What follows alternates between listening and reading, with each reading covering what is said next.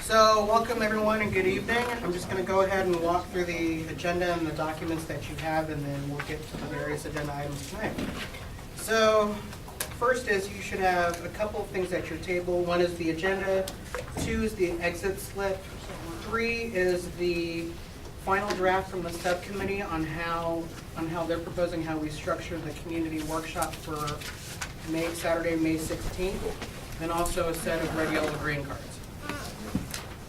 So for the meeting tonight, there are 3 objectives that we're hoping to achieve over the course of the next roughly about 2.5 hours.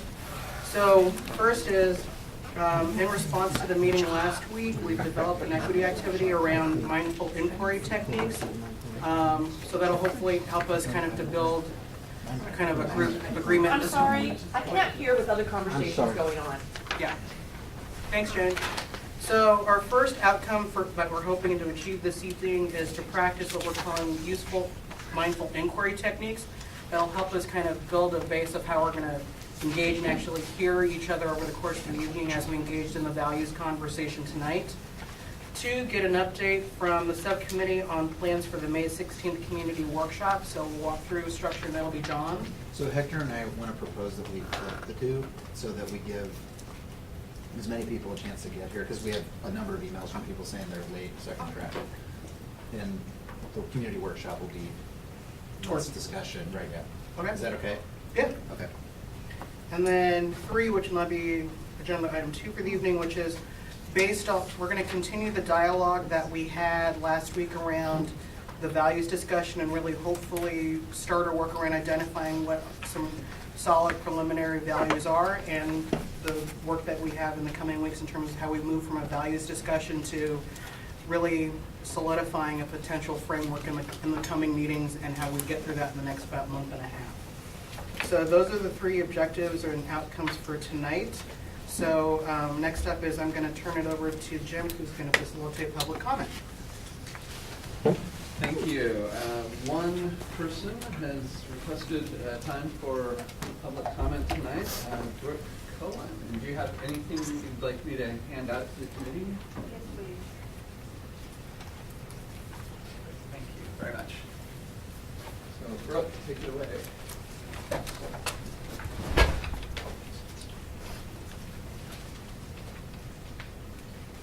Hi. Last time, many of you wanted to know more about how the soft neighborhood model works. The soft neighborhood model is a framework for assigning students to schools. It rejects assignment mechanisms based on any kind of hard boundary because these systems confer more choice to people with more resources and tend towards social stratification. Furthermore, such systems lack the agility required to react quickly to changes in enrollment patterns, leading to severe under and over-enrollment problems and recurrent boundary changes. The fact is, it's very difficult to make accurate enrollment projections 5, 10, 15 years into the future. You can think about the soft neighborhood model as a sequence of 4 steps. 1, establish school capacities. For each school in the district, set per grade target enrollments based on capacity. Co-enrolled siblings are pre-assigned to their respective schools, so targets need only account for brand new enrollments. 2, determine assignment preferences. Compute preferential assignment probabilities for each child. These are the probabilities that a child attends each of the schools in his or her neighborhood, where neighborhood is defined as the local environment around a family's home. The extent or size of the neighborhood is determined by the local density of schools. Distance is an intuitive and mathematically sound basis for inducing these probabilities, but other criteria may work as well. 3, reconcile with capacity constraints. Modify preference probabilities to account for target enrollment constraints at each school.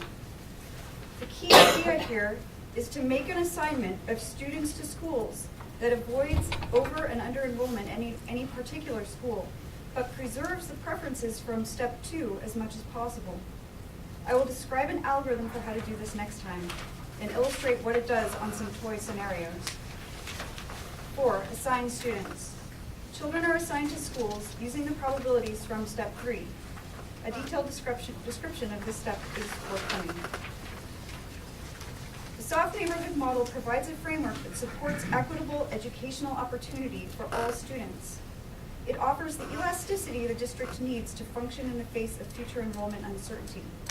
And lastly, it establishes an infrastructure for strong neighborhood schools that cultivate communities of families. Thank you. Thank you very much. Does anyone on the committee have a clarifying question for Brooke? Sounds like we'll be hearing more from you more. I guess I do have a clarifying. Some of the language here, at least to me, is a little confusing. Preferential assignment probability. Does that mean you're 73% likely to go to this school and 27 to that, or what exactly does that mean? Yes, so imagine for each address in the district, there's some circle around that address that encompasses a certain number of schools. Okay. And so the preferential assignment probabilities is literally a probabilistic function over those schools. So yes, if there were two, the probability weights could be, you know, whatever, 80-20, or Okay. if there's three, you know, could be whatever. You could do it in different ways, but the way I've suggested doing it is using distance. And so closer schools represent more of the probability mass. With, you know, it's a higher likelihood of going to those schools. Does that help? Yes. We've got time for one other clarifying question. I'll go to Jason. Brooke, thanks so much for this, and I think it might be explained in point 2, which is based on a concern that I raised, or a question I raised last week, which is there are some neighborhoods that have more schools in town than others, and I'm not just talking about neighborhood schools, focus schools, alternative, and also the potential increase in charters in a couple of years. So I'd be curious, to what extent does number 2 help the board really manage all of these different tensions given the size of our system? And how does it, to an extent, help us balance or keep some level of a stable enrollment so that building leaders and teachers can really offer programs that have some longevity versus some 1 year and then things switch again? So. I'm hoping that I was taking into account your question from last Okay. time in writing this, and there's some pictures on the back which hopefully will address some of your questions, but I think you have a lot more questions that I would love to talk about further, but I don't know how much time I have, so I leave it up to you. And some of what I've observed a lot of times with this group is there are questions and topics that come up that lead to very large and sprawling conversations that cover a lot of topics. And sometimes those are best in a pub with a pint rather than in a 5-minute public Let me comment. just say one thing, though. I am playing around with some scenarios, and I think that maybe some pictures next time may help you to see how the capacity constraints and the preference probabilities interact with one another, which could then inform the district areas where there needs to be more capacity. Okay. Or, so maybe that will help next time. Great, thanks. Perfect. Thank you, Brooke. So at this point, given the request to shift the agenda items, the order of that, let's turn it over to John. And before I turn it over to John, though, everybody's got your red, yellow, green cards out. Can you pull your yellow card out and keep it handy? Because one of the things that we're wanting to do is if you have a question of clarification for John or for other speakers tonight about something they say, put up your yellow card, right? Because as committee members, when you're presenting information, you want to be understood. If you say something and 7 cards go up, then it's clear people are wanting to understand more of what you're saying. And that'll help separate out questions of clarification versus comments around content or what you're thinking or feeling about something. So keep your yellow cards handy, and if you have questions of clarification, put them up, okay? Okay, thank you. So before I jump into this, I want to say thank you to Scott, Kim, where's Kim? Kim, and Hector. We had an excellent meeting to develop this final draft today, along with Monique from my team. And we feel really good about it. So I just want to invite the three of you to jump in anytime and add any comments as I review it. And what I'm doing today is just reporting to you that the workshop session as designed by the subcommittee, and then we want to answer any questions and see if anyone has any suggestions for slight improvements. But I think I can say for the subcommittee, we feel pretty good about what we'll accomplish here. So we identified 3 goals for the community workshop. The first is to educate those who participate in the reasons for the district undertaking district-wide boundary review and the role that school capacity and enrollment plays in the ability for the district to deliver strong, equitable educational programming for our students in every part of the city. And I'll explain how that's built into the program. 2, to inform all of you so that you have the opportunity to take the survey, the discussion guides we're going to design based on the 2025 survey and go in depth into the questions rather than just getting the sort of preferences of the community as a whole. This will give you all the opportunity to dive deep. And the third is to activate folks and allow them to leave with information that they can take back to their communities that they come from and spread the word and inform more people about why this process is taking place and some of the interesting facts that they learn. Yes? So assuming that they take that to heart and they go talk to all their neighbors and they gather a bunch more feedback, what mechanism do we have to get feedback from all those additional people? We get requests all the time. Like, we'll let people know if they want to have a staff person or they want to request members of the committee. If any of you are up for it to come to a session they organize, that's something we typically do on my team. So we'll let them know that they can do that. Could we also give them an opportunity to send any additional feedback they have? Do we have an email box or something like that?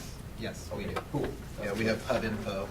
We were going to set up, if you remember, we were going to set up an email for the committee, but then got a lot of requests not to do that, so we're using our the pub info email one that we use for community involvement. So,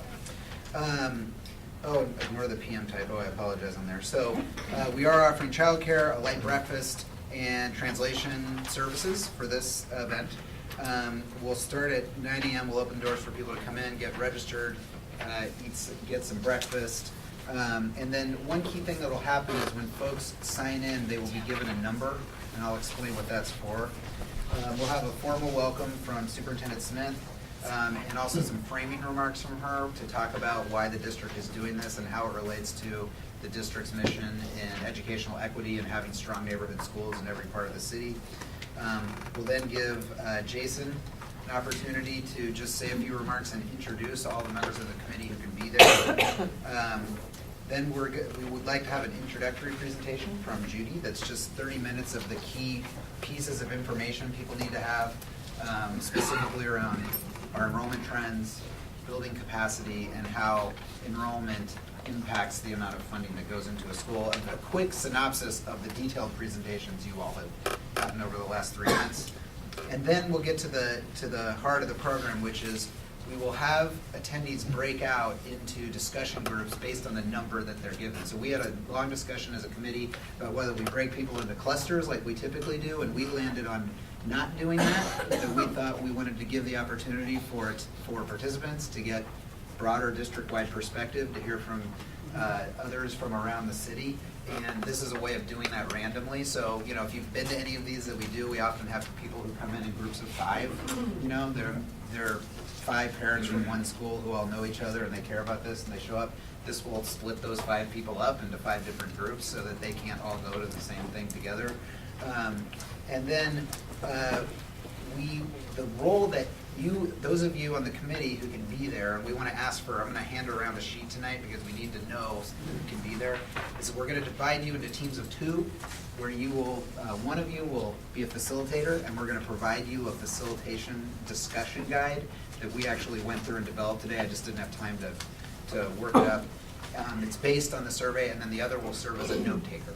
Okay, so that's the role committee members will play. Beyond that, we don't want committee members to play, we want you to play a passive role, so no participating in the discussion other than clarifying questions about the process. as committee members who are going to be making a recommendation to the superintendent, any statement you make that shares your opinion, you're gonna sway the whole room.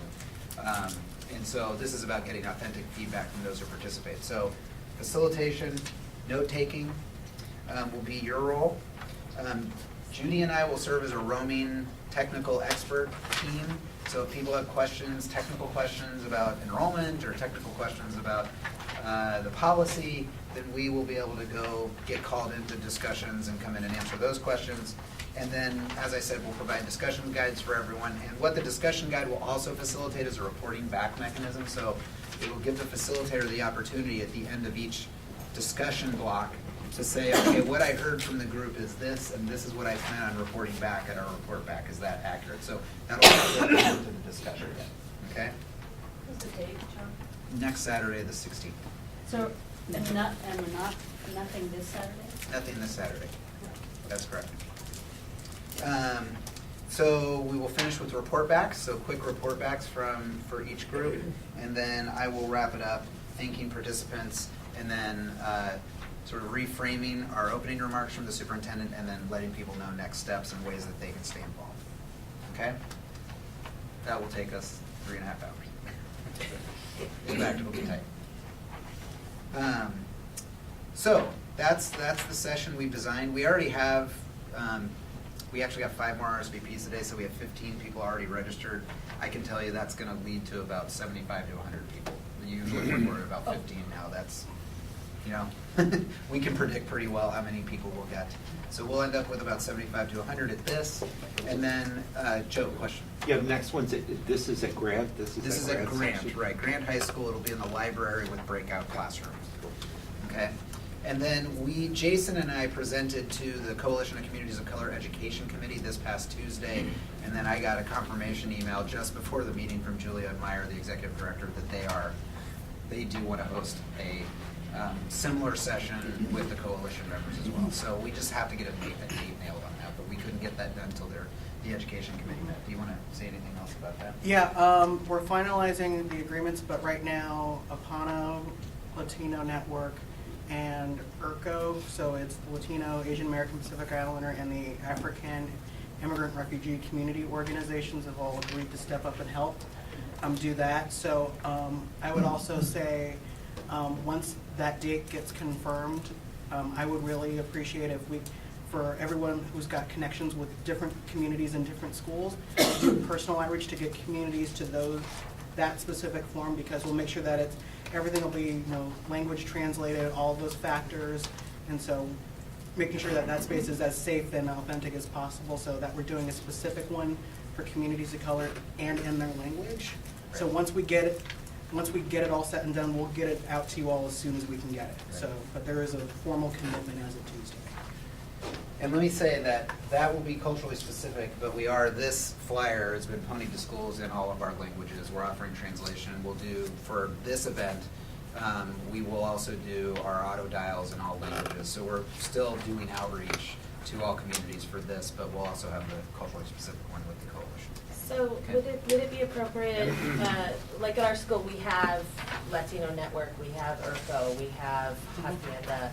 Would it be appropriate for me to reach out to our contacts and ask them to sell this? Yeah, both. Absolutely. Yeah, that would be Excellent. Okay. fabulous.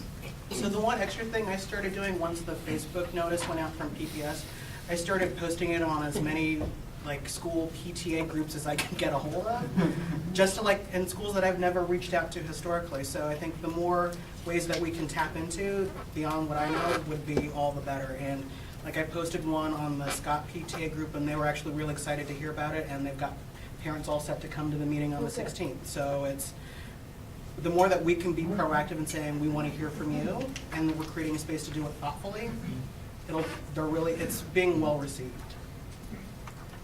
So far, saying boundary review has been a good turnout tool for other meetings I've been to. So, that's all you have to do is put it on the agenda and you get 30% more people. So I think that we'll get really good participation in this next week for both workshops, and we get the second one nailed. And then it was also observed earlier that Nisha Saxena is now the face of district-wide boundary. Yeah. She's the most child boundary change. So Thank you. Well, you're the online face. Oh, niches, the paper base, I'm the Facebook online one, so Right. Jump, thanks so much without asking me first. That's okay. If you do get a big turnout, but not as many committee members can be there, can you find district staff to come so the groups don't have to be really big? Yeah, we'll have at least 4 staff there, and And more if what size necessary. of group is a kind of a good group, you think? Like 5 or 10 seems like a lot. We'll probably have, there'll probably be groups of 10 to 15. Oh, so big groups. Yeah. Okay. So, but you'll have a discussion guide with times, so it says, and we'll also have ground rules that, asking people to keep their comments to 2 minutes, that the same ground rules we've used at the town hall meetings have worked really well. They've empowered the participants to really sort of self-monitor. And is it kind of like a restorative listening thing? I've done those, where Yes. you give everybody, like I would be timing their comments or whatever. Well, Or- so the way we've done it at the town halls is you set a general limit, and folks have been good about self-monitoring. If you get someone who really gets going, that's where as a facilitator, you need to step in and. But it's not really regimented. No, Okay. right. And the way we put it at the town halls is, let's give everyone a chance, I'm gonna give everyone a chance to speak once before someone goes twice. And then once everyone's had their first shot, then someone can. Yeah, then they go, 5 or 6. Joe? Are we the note takers too? Yes. So that's the one. You'll be one or the other. Facilitator. Yeah, you'll be one or the other. Got it. Okay. So I'm gonna send a sheet around. We stuck with the 16th because there was you guys did a poll last meeting where a vast majority of the committee said you were available, so that's why we stuck with this date. So I'm hoping that holds for next Saturday. Okay. Any other questions or comments? Do we have a date for the second one or not? No, we don't yet. Yes. Just one. I think an hour and a half is a great amount of time that you could really have some rich conversation in a group of people who don't know each other. They get a chance to get to know each other, and then the comments really start coming. And an hour and a half, you don't have to cut them off. But I also have to think of, okay, it's a Saturday morning, your kids are in childcare, 3.5 hours is a long time, and it wouldn't surprise me if a fair amount of people are like, well, I can be here for an hour, and then I gotta scoot out, Yep. right?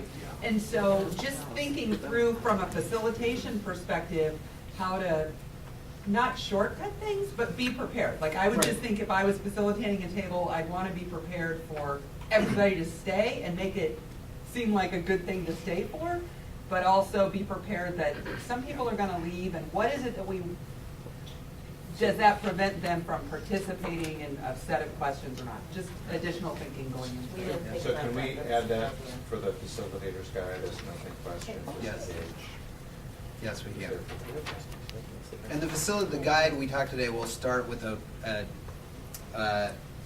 tool for you to get the dialogue going, where you give everyone a chance to say, what's the one, introduce yourself, identify where you are, are you here as a parent, are you here as a community member, and what's the one thing that you would like to make sure we get out of this discussion today. So we're going to have a prompting tool at the beginning.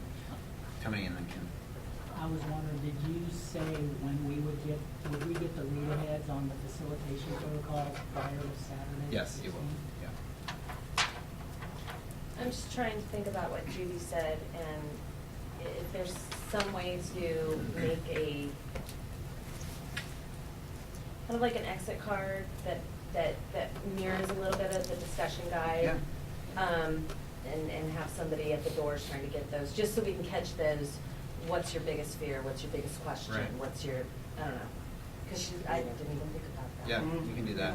And we're gonna start, just so everyone knows, last comment, then I'll sit down. We're gonna start the whole thing by giving everyone in the room, asking everyone who comes to take the survey first, because then they've answered the questions and will be prepared to participate in the discussion. So we'll start by doing that. All right?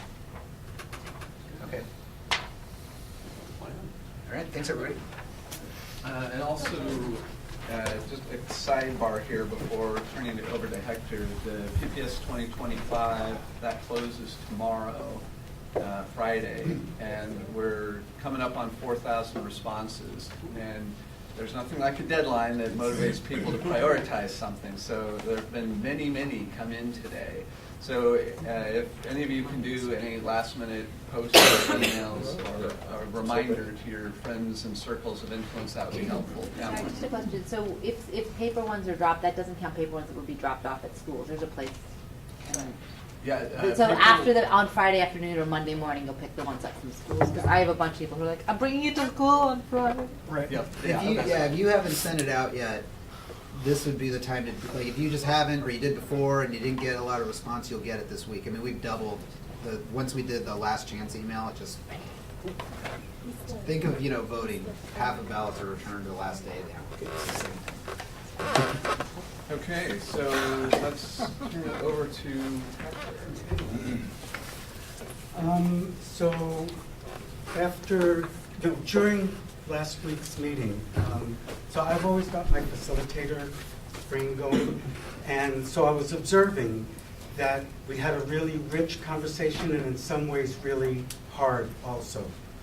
So I shared that observation with a couple of other folks who agreed, and so we thought we would do a piece on mindful inquiry. So this says mindful facilitation because it's based on it's a variation of a session that I did at the Oregon Leadership Network, which really was directed at helping facilitators be better facilitators.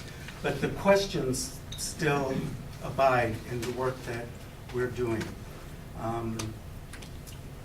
And so what I'm going to be asking folks to do, so these are tools that are great for the whole team. So as you're observing and listening, to think this way, but it's also a great tool to use just for yourself.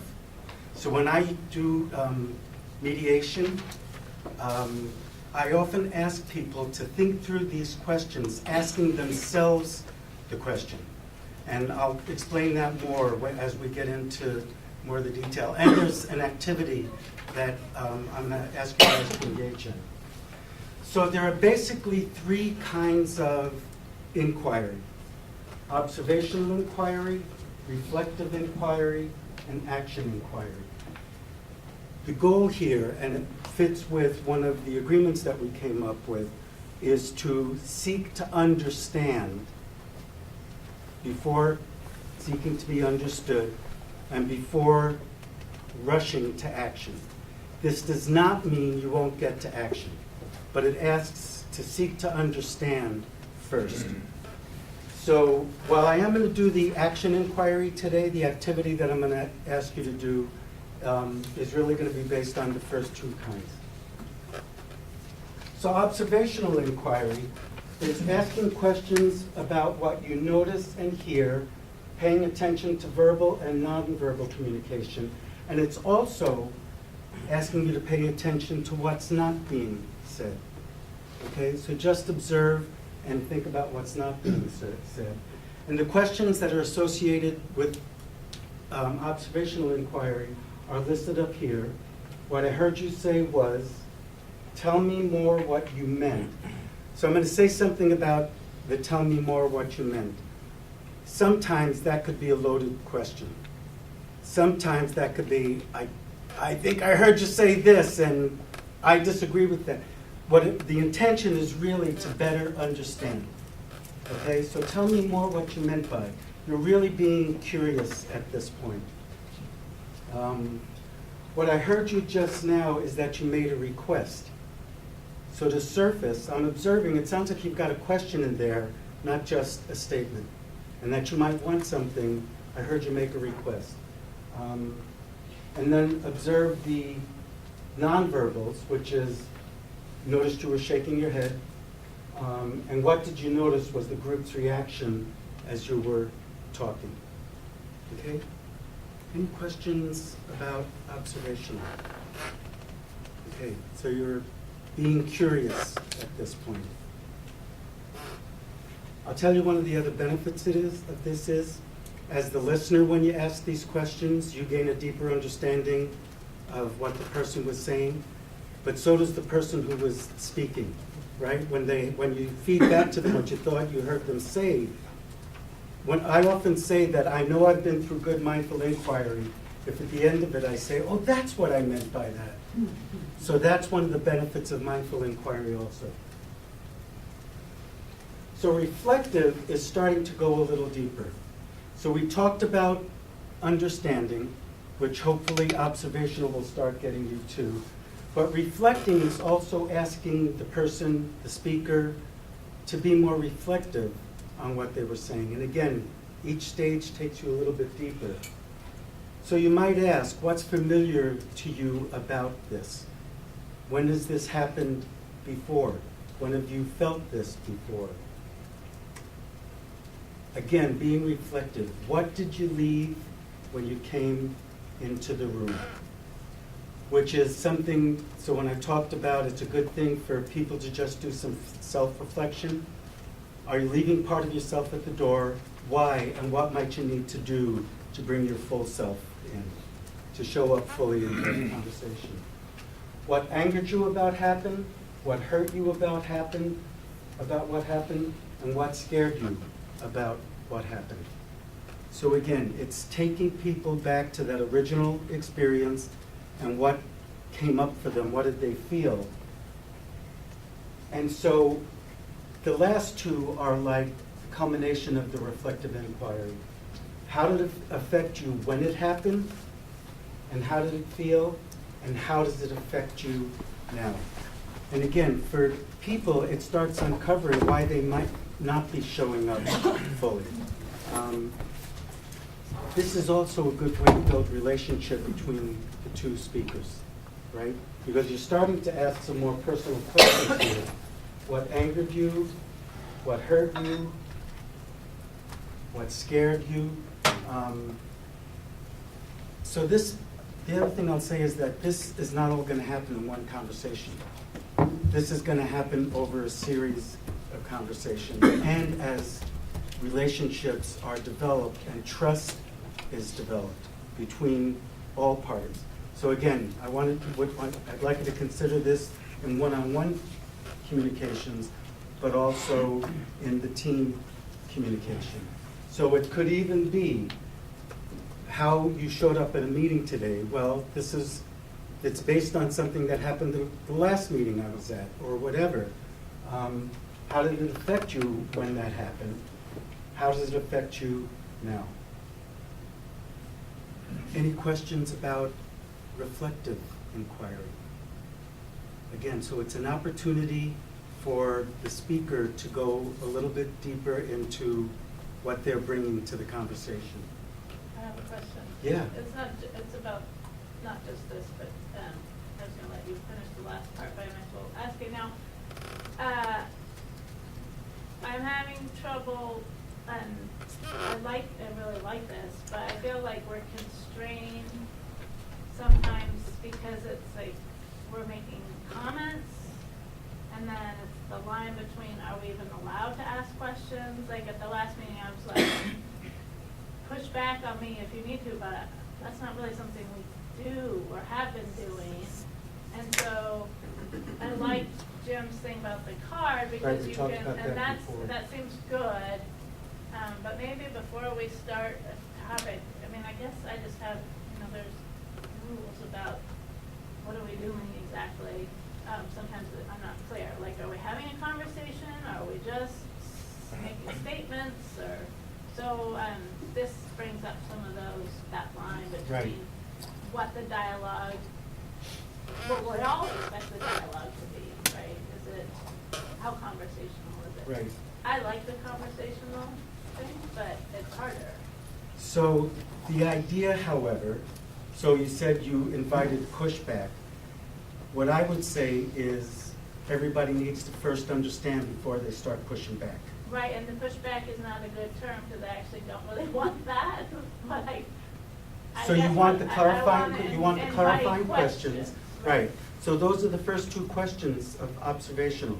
What I heard you say was, Right. could you tell me more what you meant by, right? Right. And Well, if and I you're didn't get any staying of that. in the curiosity, well, that's why one of the reasons I'm doing this. Right, no, I think it's good. Yeah. And I was thinking about it, the pushback is not actually a good word. Right, you want to be fully understood. Because it's not a fight.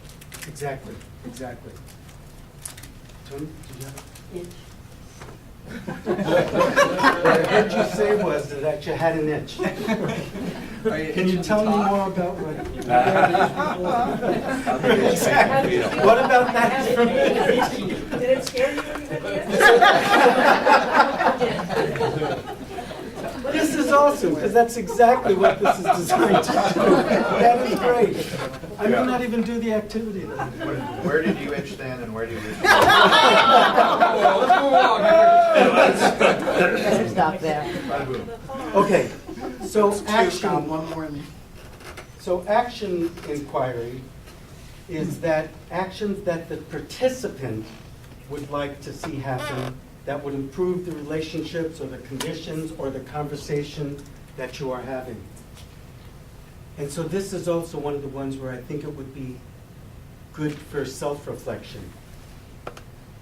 So you played out a scenario in your head, and you could ask yourself, if you could say something to so-and-so, what would you say? So now we're getting into action. You're going to say something back from what you heard, as opposed to just seeking more information.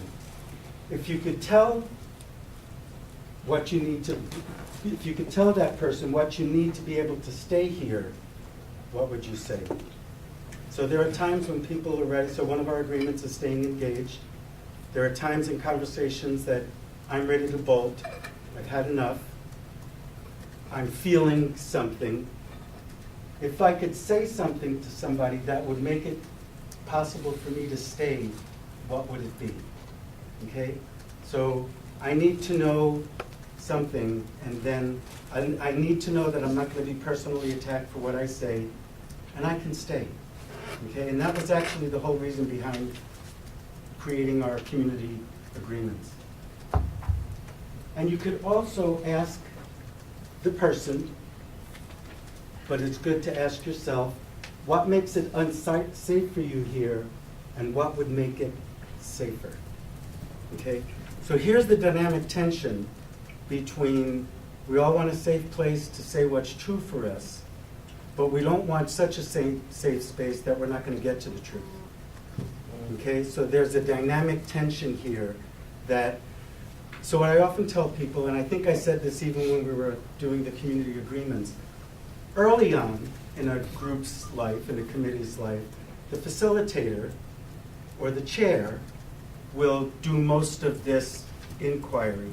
As a group matures, as trust builds, everybody can play different roles in inquiry here. And I would actually say everybody right now should at least be doing the observational inquiry, right? At least observing what's going on and observing what's happening for you about it, with it.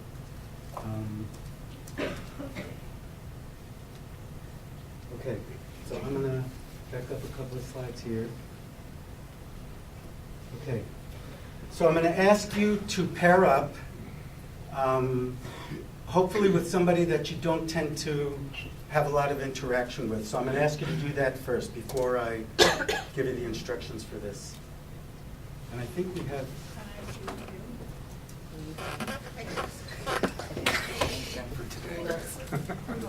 So, Scott, do you want to pair up with Tony?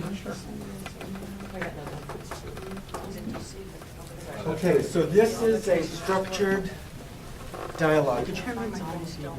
Your what? My phone? Oh, yes. Because I'm going to use the timer on it. Sorry. I thought you said Oh, book. well, there you go. That's the first time I have a number with Somebody the here. I got Charles.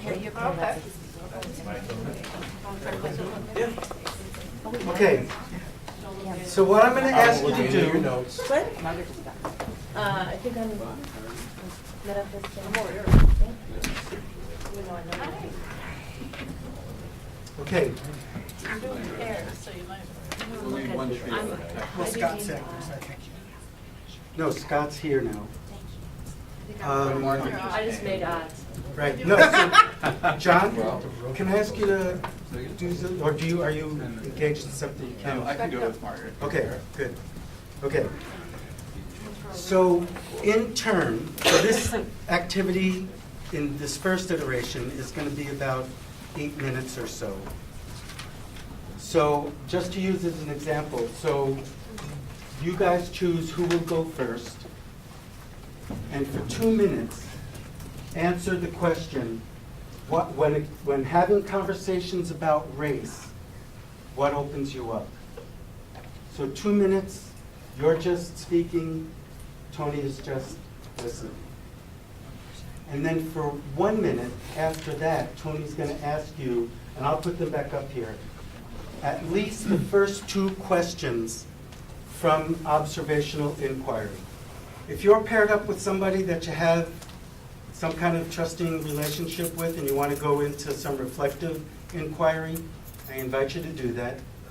But for purposes of just learning the tool, just stick with the first 2. What I heard you say was, can you tell me more about what you meant by?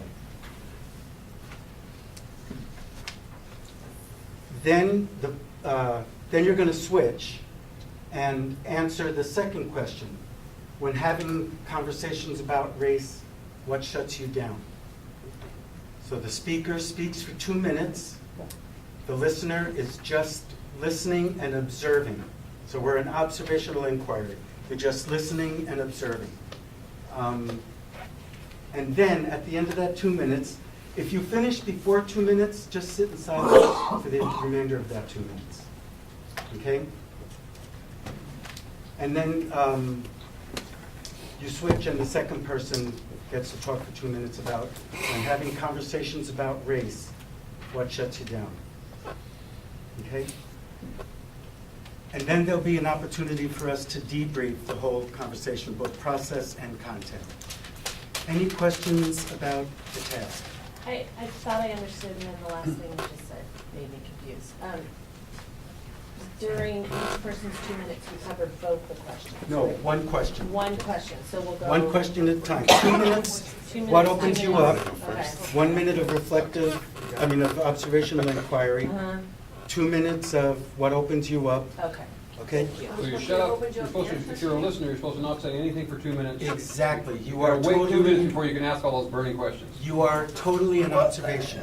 And partly the reason for that, and partly the reason I'm not going to have you do action today, is that as a society, we tend to want to get to the action right away and get to the response and forget about, no, I just need to listen and hear and understand.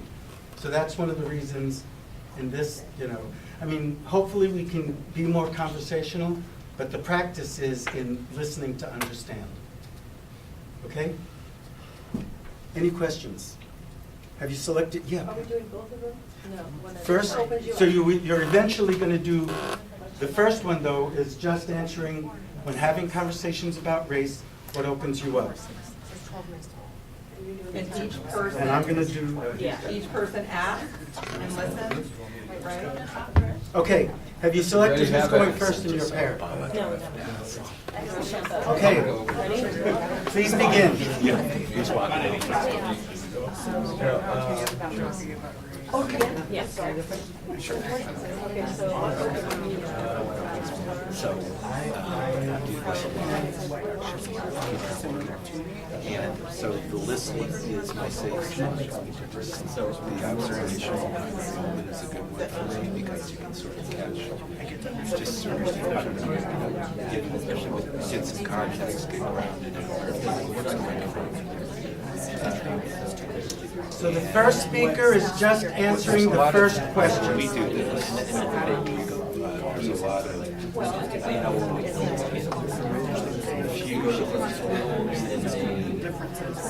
we don't get discussion. I just want to how do we do this? What difference does it make for these things? And then, which isn't necessarily so productive, but it's just it's there. It also gets like our last meeting. It gets very hard to take from people of color. There's a lot of, it feels like there's a lot of pressure to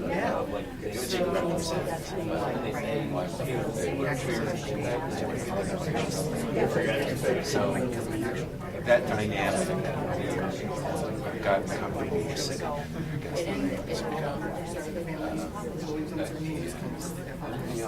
Being able to make political historical argument, because that's a comfortable one for me. To see each time you do it, see if it makes sense in messages, because it's a doubling story. And sometimes the story gets across and sometimes it doesn't. Sometimes you believe it, and sometimes you don't. This one has the heavy grasp. Okay, time. So switch roles now, or rather, the listener now takes 1 minute to ask the first 2 questions, an observational inquiry. And again, you're curious at this point. You're not looking to respond. You're curious. Please begin. Being the observer initially in a comfortable space, and then your perspective is a bit Feel more comfortable speaking to somebody that shares predictable. the same. I mean, it's not the same, but it has to be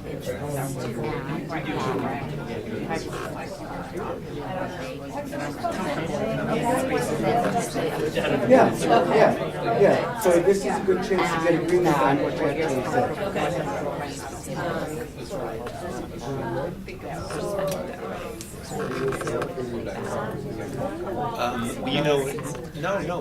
it's interesting the way you describe it back made me think. Part of what I was saying about the people of color program was I don't know what's coming on. So I have to project, or I don't have to, but I do. And it's, So I'm going to go ahead and have you go on for another 15 seconds. It's just some sort of an interesting thing. I don't know if they feel it, but I feel it.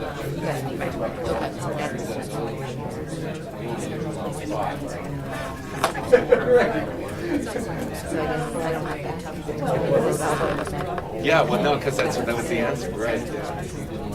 It's right. A little bit I'm tired.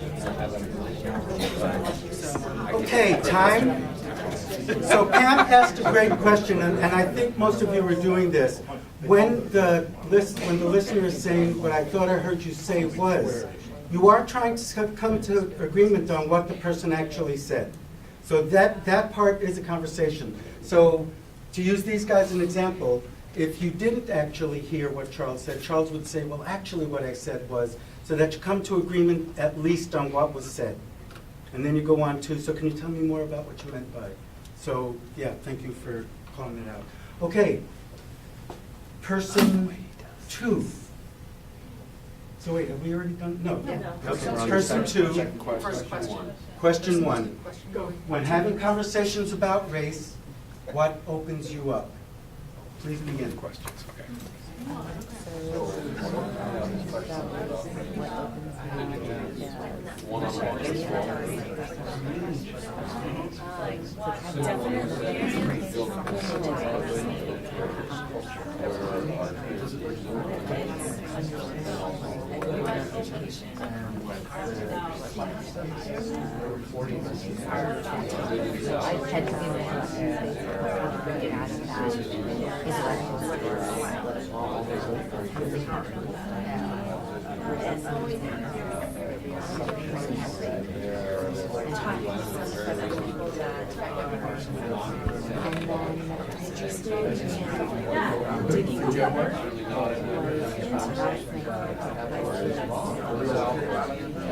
I find it share with fear. I'm not from what I'm talking about.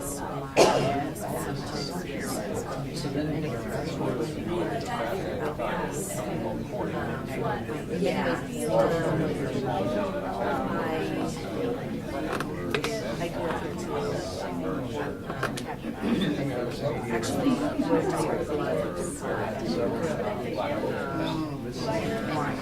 they generally was integrated in your daily life, but it's just hearing all these extras not you interact with them. So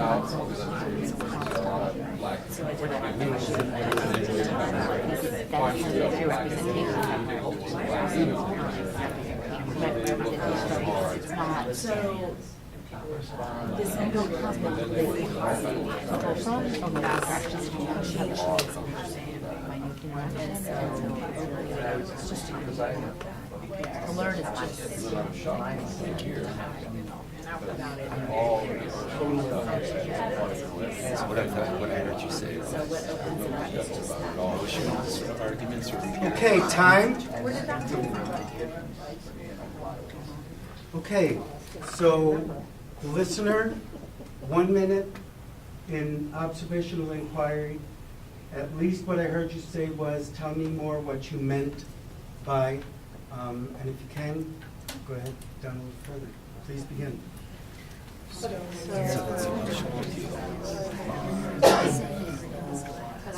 Take you into a different space, so they're not really, it's not that they're comfortable, it's just that they're resonant or student. More the lack of. Push you. They're moving out of the intellectual, but they push you more to think. So, and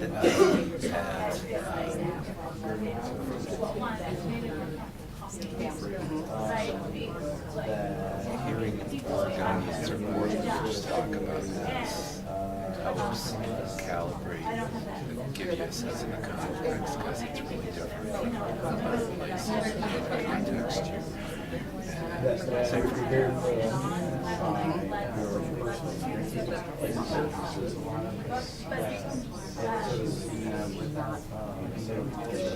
Okay, take another 15 seconds. But that's because those places are there. I know that's the same with me. It's like,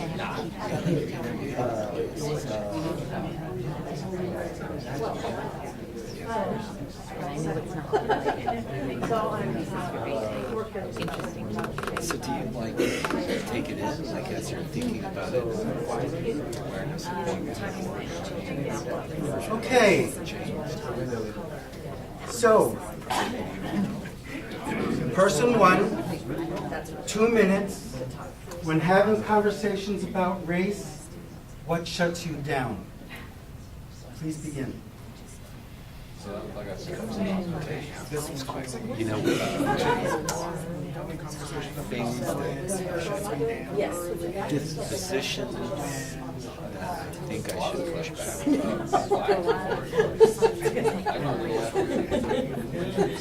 and sheer black direct for stories because it didn't shut me down. All I could do is take it in. So that's a moment that caused me to shut the heck out. Listen and just anyway, what is the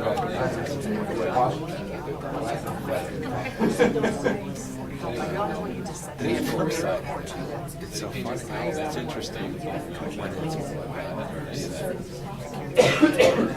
when most of these conversations are made really works that flooded that kind of black folks and others feel like minority control to cases. It's not that there's another there's things that you can see, wow, that's really So again, your question is, what shuts you down? So being a boss in that setting, I feel like I need to go away and just because I'm processing coaching leadership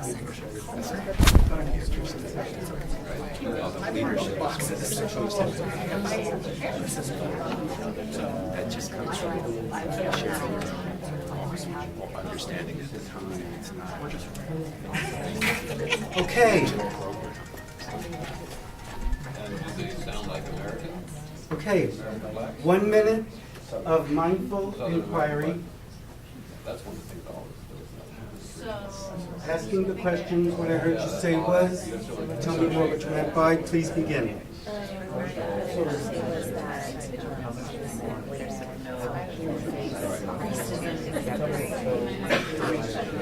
And then also, what I important like this, talking about but not really talking about it.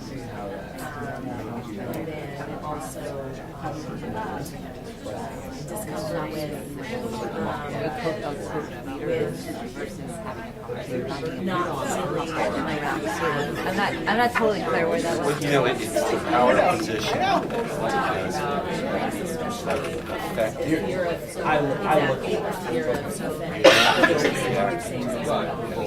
not just that, but some of the same we're talking about trying to do just in this process. Everybody's but we're trying to get and so there's a tension dictating something we're supposed to be just sort of but the time seems terribly short. Pretty slow. Okay, time.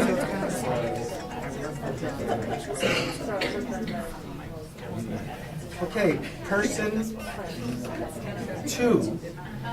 2 minutes. When having conversations about race, what shuts you down? Please begin.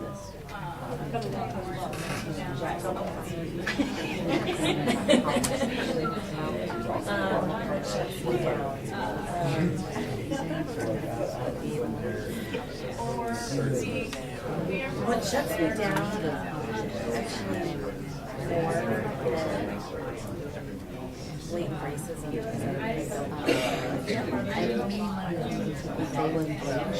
So it had me a chance to shut down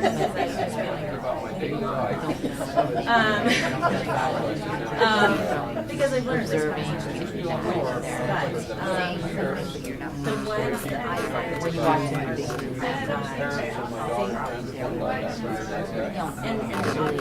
What they're saying. Does that make sense? Like there's like how to know.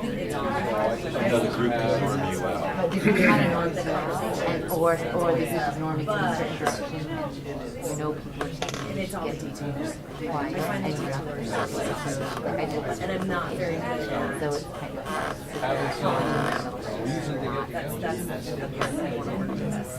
which is difficult, and then I'm like, Generally, it seems that most people I don't know, that's hard, it's a hard position, you know, what you're saying. The other part is people aren't really wanting to talk. Like you said, this white. put together some reason for diverse people to get together. I'm in that conversation, I get my group, try not to have space. Yeah, so, I don't really want to waste time. A lot of fears. And sometimes, It's a great question. simply ask a question. So when you said about But I'm not going to. the facilitation, you picking I think what I heard you say. Hey, the listeners. Conversation. 1 minute of mindful observational inquiry. Please begin.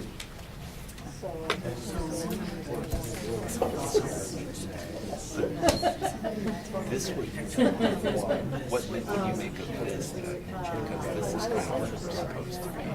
What Dr. trying to teach us to do Oh, I think I know what you mean. operate that way, go through organically as a I got a free teaching for education in my city, which is where I was. I think it's good, I mean, that's Teachers for education. It's a 5-day, like residential tour. It's awesome. It's like, we don't like Thanks very much. It's a lot like it, but it's detours of white color. We're all just one big family, or, well, I'm people who are persecuted, you know. So it's just all the things of not staying engaged, but just taking, yeah. What's the other thing?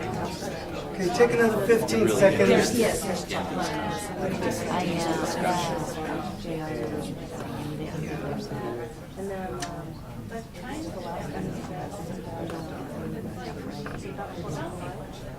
yeah, it was, you know, the people that really smart. Turn it over.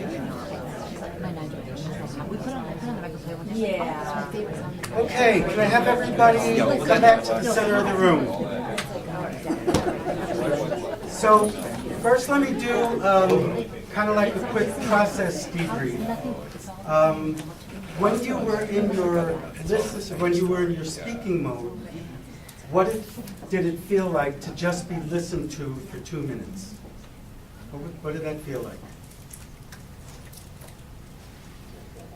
I said some candid things that I don't normally say in public.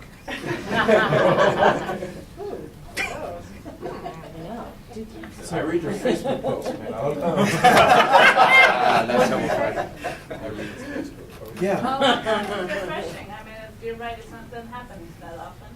Well, even though I'm a big talker. Yeah, but it felt good. Yeah. Right, it felt good to be just listened to, heard. Yeah. I assume my listener is falling asleep. It's just a lot of feedback I get, that's what I'm saying. Is it a snoring joke? What was your first question? So one of the teachers at the OLN said it was uncomfortable for her because if her students were not chattering and getting back to her, she was sure something was wrong. Oh. Second grade teacher. I'd say that the Yeah. discomfort of just being, you're talking all the time and you're not really, it's not a give and take. It's just Right, you. right. That's hard. Yeah, an observation from negotiations and being a sales guy.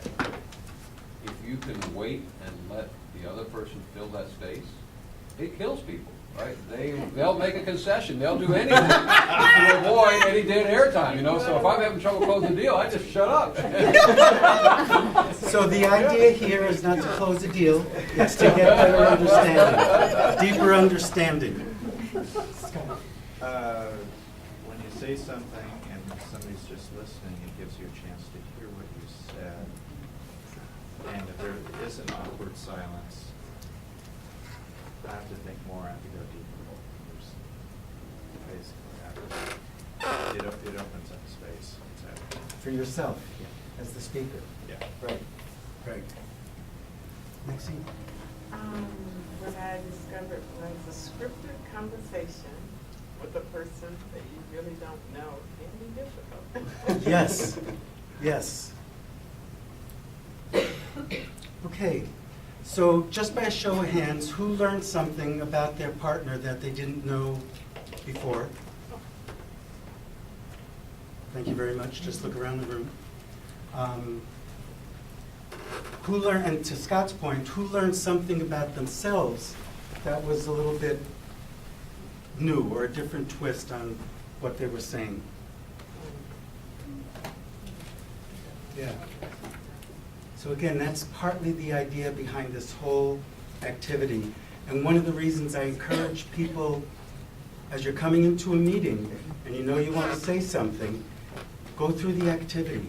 Here's what I am about to say. What did I mean by that? When did I have this conversation before?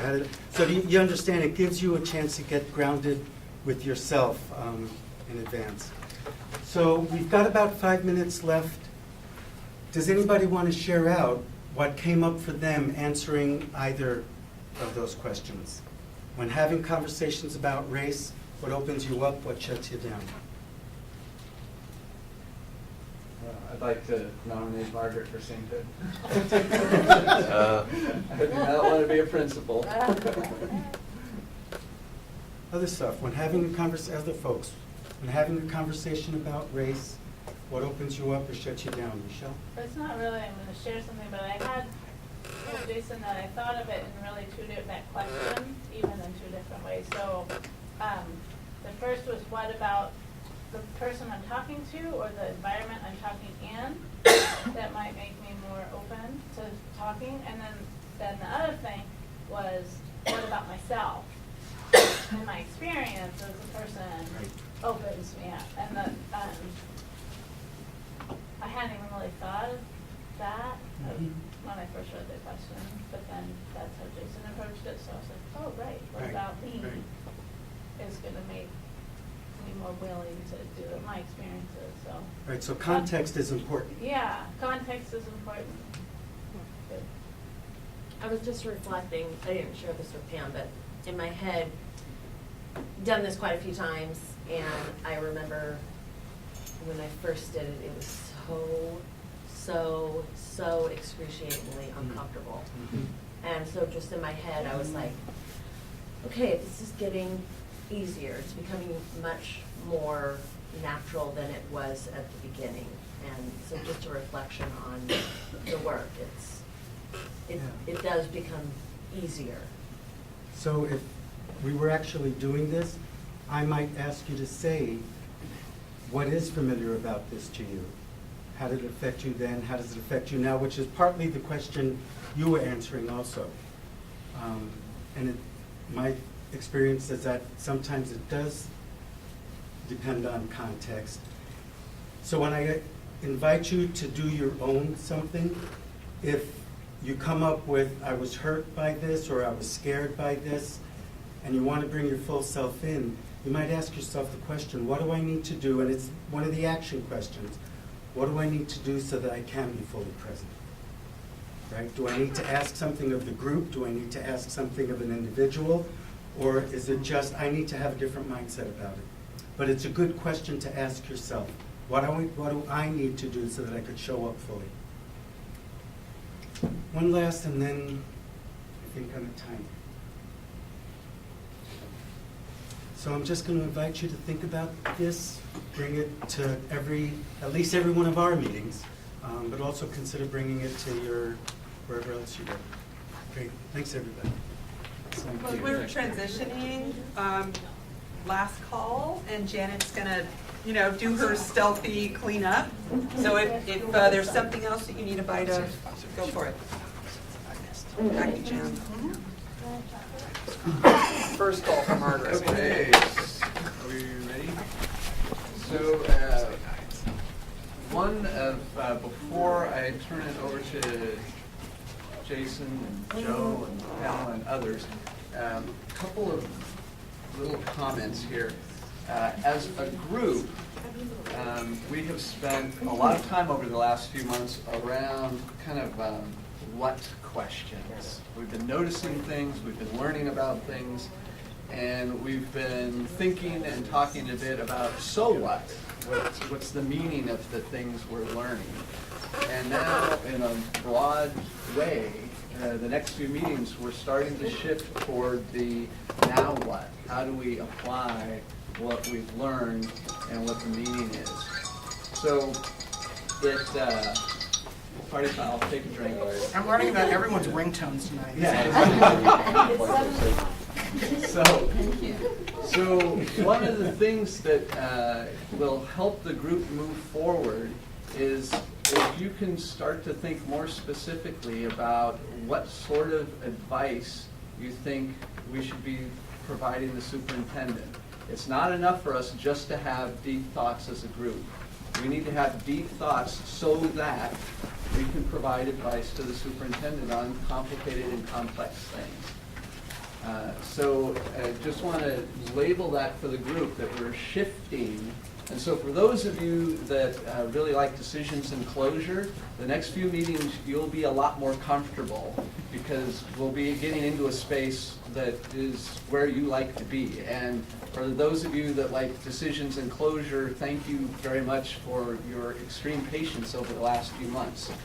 And now for those of you that like to keep your options open, over the next few meetings, we're going to shift into a space where you're going to feel uncomfortable because we're going to be narrowing the range of the possible advice we'll give the superintendent. So I just want to put that out there and just help people understand that you might be feeling more comfortable or more uncomfortable, broadly speaking, the next few meetings. So with that, I'll turn it over to Jason. Sure. So I'll just open it up I'll lead some remarks and then we'll get into the meat of the discussion and the work session tonight. So the question that we're going to be, or the issue that we're going to be walking through tonight is a discussion on district-wide boundary review framework elements. So really starting to begin the work to really tease out from the discussion that we had last week, what are the emerging potential values that we want to govern how the district does boundary review going forward? What are the different tools that are in the toolkit and the criteria down the road that the district would use to determine how you actually do a boundary change? So this is, to Jim's point, bringing up, setting the stage for a series of really deep, fundamental conversations that we've been working 4 months to get to. So for the context of the conversation tonight, I just wanted to remind us of a couple of things that we have in our space tonight. First and foremost is going back to our creating community agreements that we identified a number of items that we said are operating agreements for the discussion tonight. First and foremost, it's about the students that we're serving now and in the future. 2, I think at the core, listening to everyone before actually being understood. 3, an acknowledgement. I'm just summating them, which is really acknowledging Portland's history and race and what are we actually going to do about it through the conversations that we're going to have tonight. These are things that we agreed to a long time ago and have really held us through the number of conversations, and this is the beginning of the meetings where we actually get to put all of those points into really strong discussions and put them on paper, hopefully. So in addition to that, so moving from our discussion last week, I think first and foremost that I would say was one of the richest, deep, and honest conversations we had. And I think it was important for that meeting that we actually said some truthful things and got everything out on paper. So within that deep and honest and frank conversation, I just wanted to thank also the subcommittee that met yesterday, which was Judy, myself, Sasha, Pamela Kislak, and Joe Zender via phone, who took the time to actually take everything that was said in that last meeting and really start to categorize which things sounded like potential values, which items were potential change, boundary tools, policy changes potentially, and also really starting to assess what things are important factors but aren't ones that determine how you actually do a boundary change, which are actually potential impacts. So I just wanted to thank that group that really took some time yesterday and over the course of today to really suss out that rich conversation and give us a real operating framework of how we move this forward. So this will really help us structure how we move from values to racial equity conversation to potential tools in the boundary framework process, and what are the other conditions that have to be in place so that boundary review process now and in the future is successful. So with that, just to make sure, because I had a couple of points that I wanted to get in. So the other thing I did want to say is over the course of the conversation tonight, in addition to the big PowerPoint list that we'll walk you all through shortly, in the conversation tonight, there may be a lot of things in terms of what you individually might think is an important tool to be used as a consideration to do boundary change and which things might not. So if there are questions that you have in terms of what you think is important or it's not, we've got up there is a holding zone or a parking lot. So we want to make sure that if there are things that you think are important or not, you want to make sure that we get them all chronicled so that we can see as we move this work forward, that we make sure every point that's been raised, that if it's not a boundary change piece, that it gets incorporated into part of the substantive conversation down the road so that when we present to the superintendent next month, that we'll be able to say, here's the framework for boundary change, and for this to go well or meet the outcomes that you want, here are the other factors and tensions that are in place or that you as a superintendent and the board have to deliver on down the road.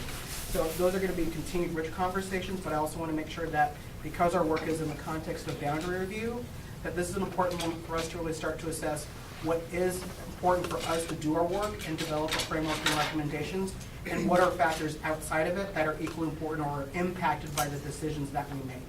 So I think part of the kind of protocols for trying to, as we start offering feedback, start really beginning to think and identify for yourselves which components do you think are important tools for boundary framework and which ones are impacting factors that we want to clarify.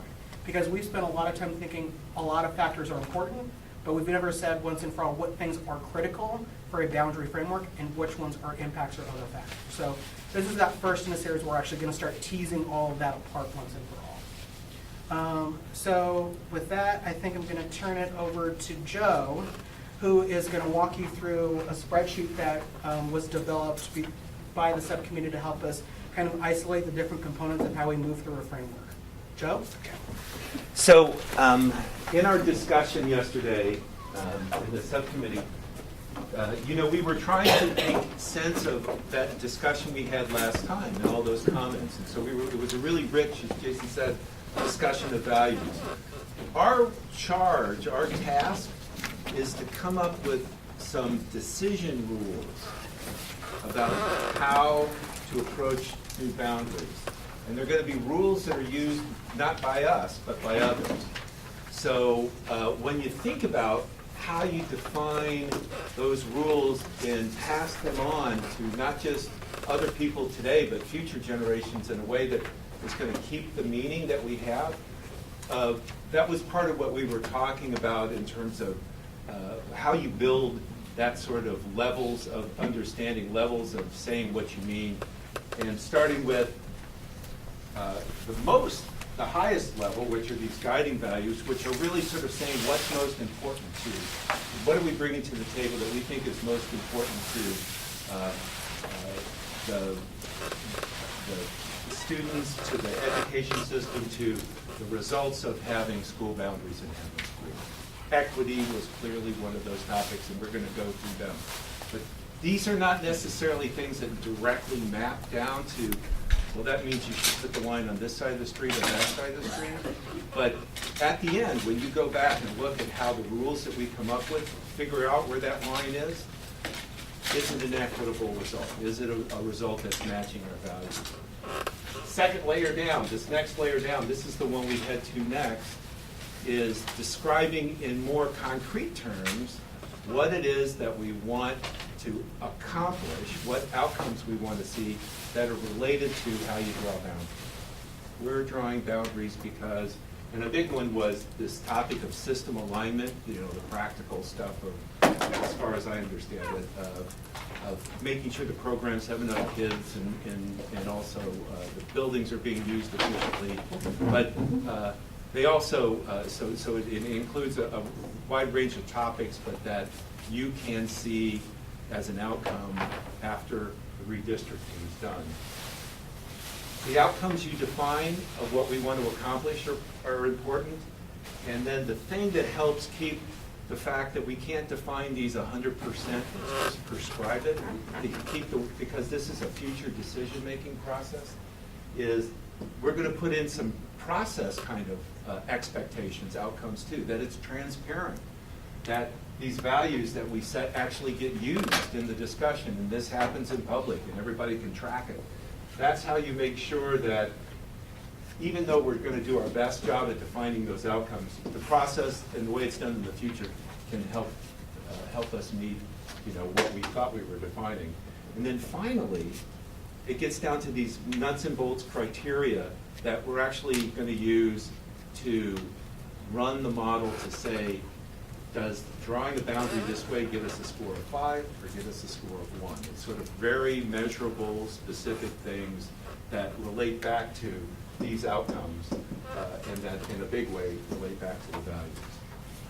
Does that make sense? Like, it's sort of like you start, what do you mean? What's that really mean? How are you going to measure it? It's really what it's about. So we did this one last time, and that's what we're talking about more tonight.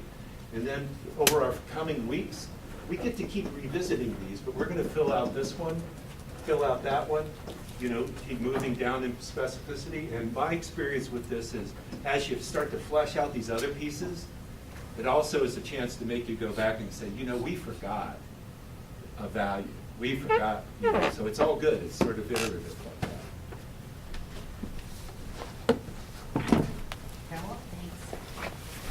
Okay, so the next couple slides are mimicked also in the handouts that you have. And so what I'm going to try to do is give you a second to read what's on the slide. I will read it to you for auditory people, and you will have an opportunity to both read it and also have a place to write notes. These aren't final statements. So really, we looked at the documentation that Judy took down during our discussion and tried to kind of roll it up a level, a draft of rolling it up a level and organizing it so that we could move it forward. And that's what I'm going to share with you tonight. And then at the end, we are going to do some work around this categorization questions. So, at its highest level, and thanks, Joe did a lot of work on this too. We kind of rolled it up to 5 statements. Racial equity is essential to achieving educational excellence for all of our children. All children in the school districts are capable of educational excellence. All children in the district deserve access to strong core educational programs at their neighborhood schools. No student should be denied access to a strong core program because of enrollment conditions. And boundary change is one of many levers in achieving educational excellence, and may not be the most powerful lever, but it is one of a large toolkit. So then the next couple slides are going to drill down. So comments, this is how, what took me down here are the comments that we heard last week. Okay, be all student-centered. So I think someone wrote student-centered and wanted to amend that to really be explicit, all students. We can have both equity and excellence. Give every student the opportunity to do the best they can. Racial equity is excellence. Data shows that race affects student outcomes more than SES, and this was a statement, and I put down here the source because this is one of these things that we talk about, and I think the person said, I've read a lot about this. I can get the source. So that would just be helpful where we can source things to source from. Should be about excellence and high performance and breaking down long-held beliefs about performance. Yep. Do we have a definition of racial equity? Yes, we do. We do have a definition, and I'm going to let Judy go through that while I keep reading the next slide. Is that okay? And the racial equity policy, it's not a thing. It's a fluid and messy, in Hector's words, which I think is true. It's beyond boundaries. It's a process, and it's something that you have to wade your way through and move forward. So do you want me to pause while you do? No, I think I'm going to note that as a question. Super. And That'll be a good discussion for us to come back Yeah, to. you can define it all sorts of ways. Michelle. Well, it's related, do we have a way to measure it, would be my question. Okay. Super. All right. That's really helpful. Yep. And this is more to Hector. You were going to find the source for the data shows that race affects student outcomes more than SES. There's, I think it's in Courageous Conversations somewhere, but they actually go to the SES thing saying, yes, SES does affect outcomes, but you cover all of the factors that affect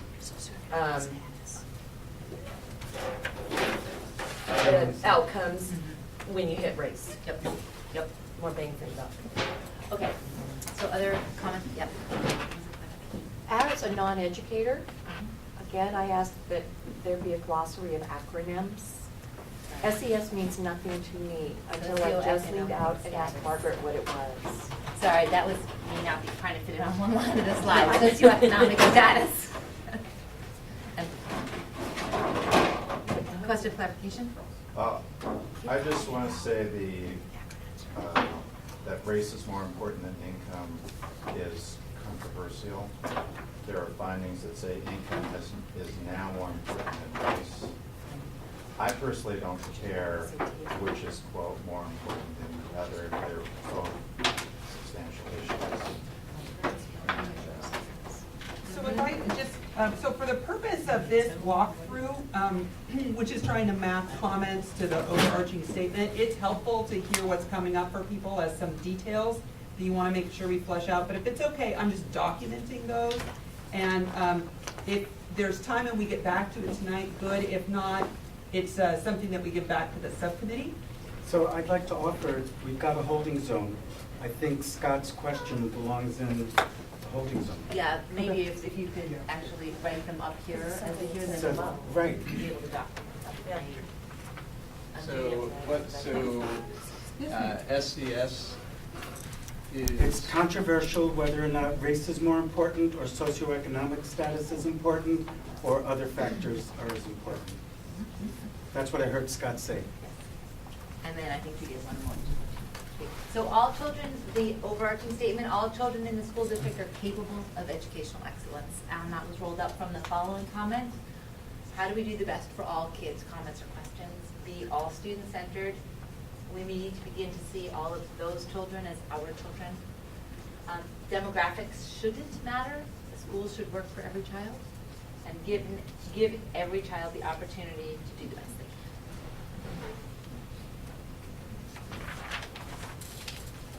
Good to move on? All right. All children in the district deserve access to a strong core education program at the neighborhood school. So question, what are our core programs and what do we offer to everyone? We should focus on serving the population that's at the school versus worrying about the population that's not.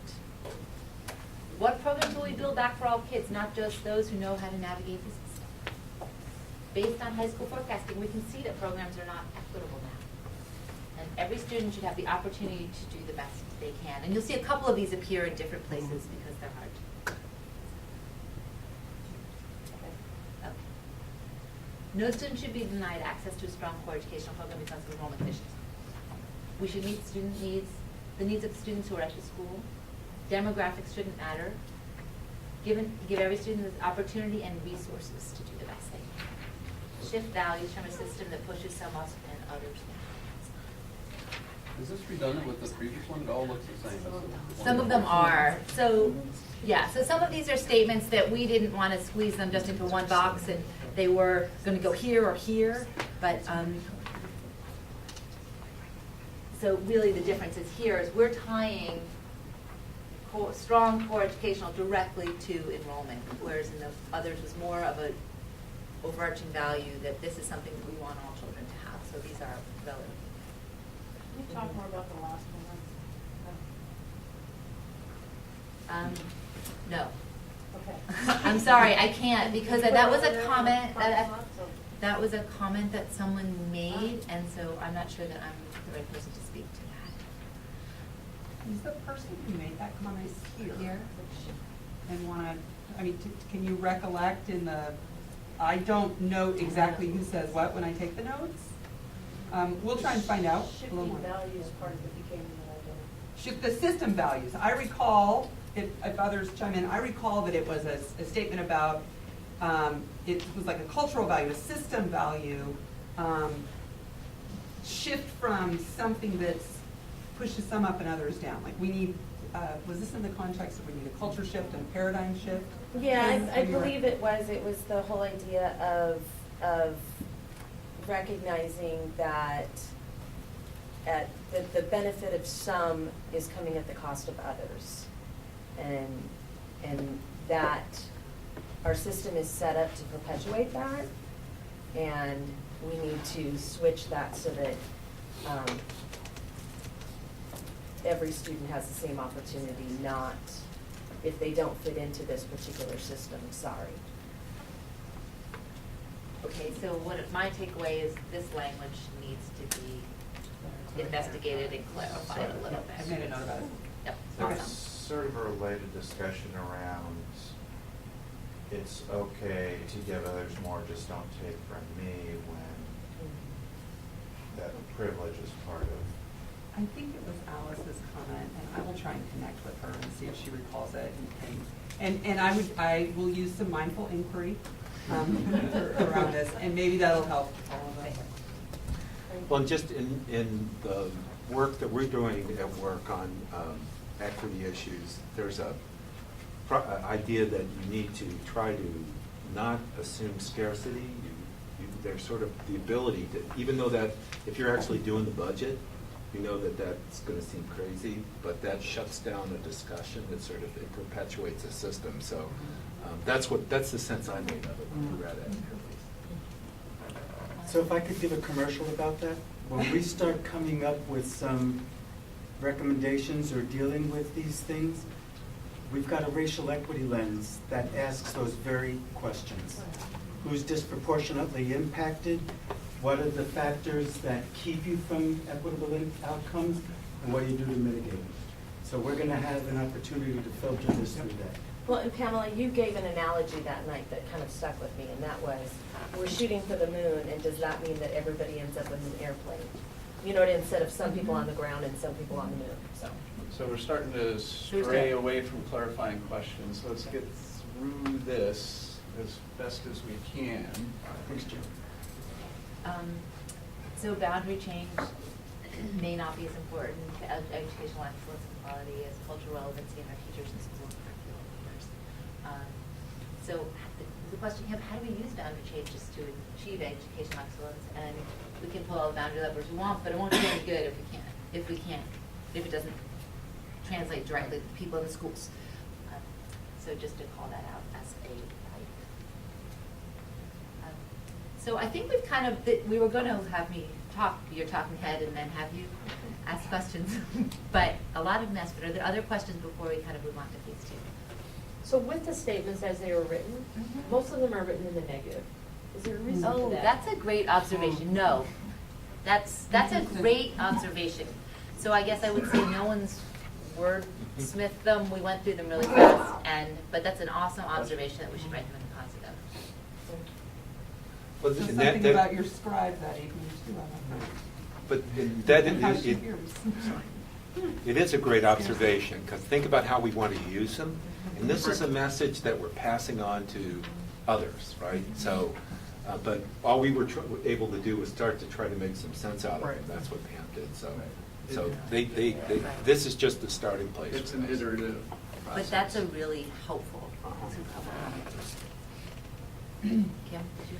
I think we have to be careful with summary statement 5, and maybe this is just because it's,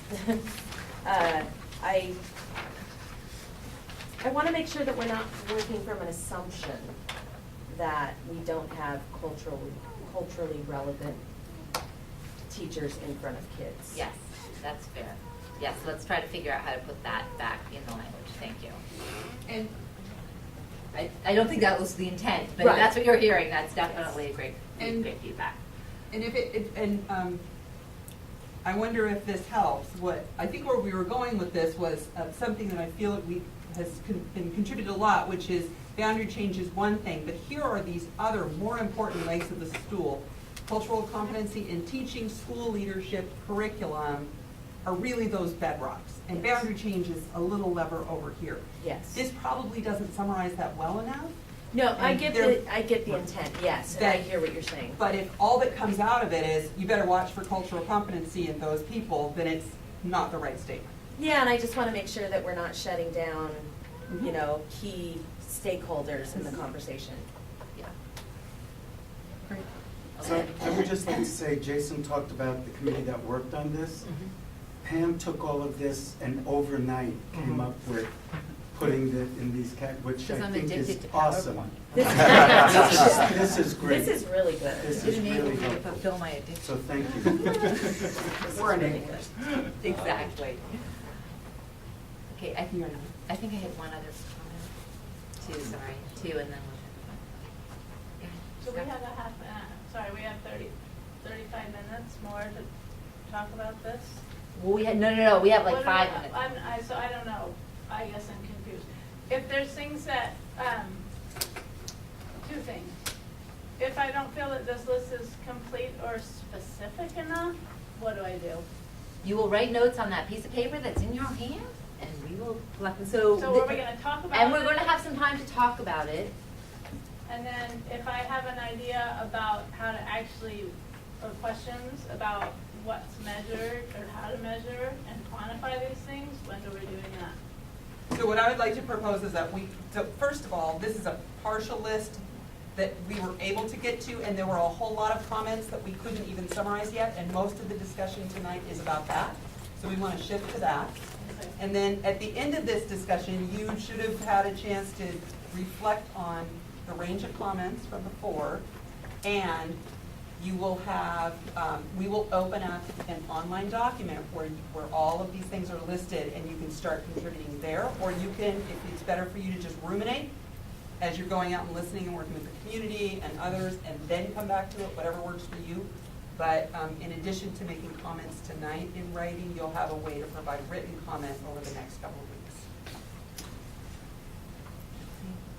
Were you raising your hand? Were you raising your hand? No.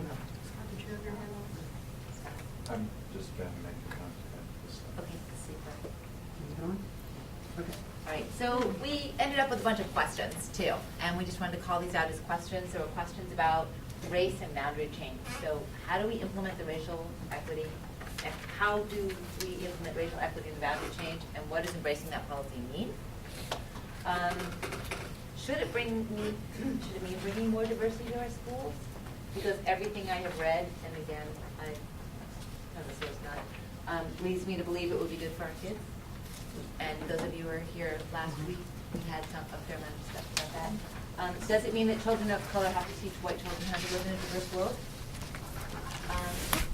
Thinking about critical masses of students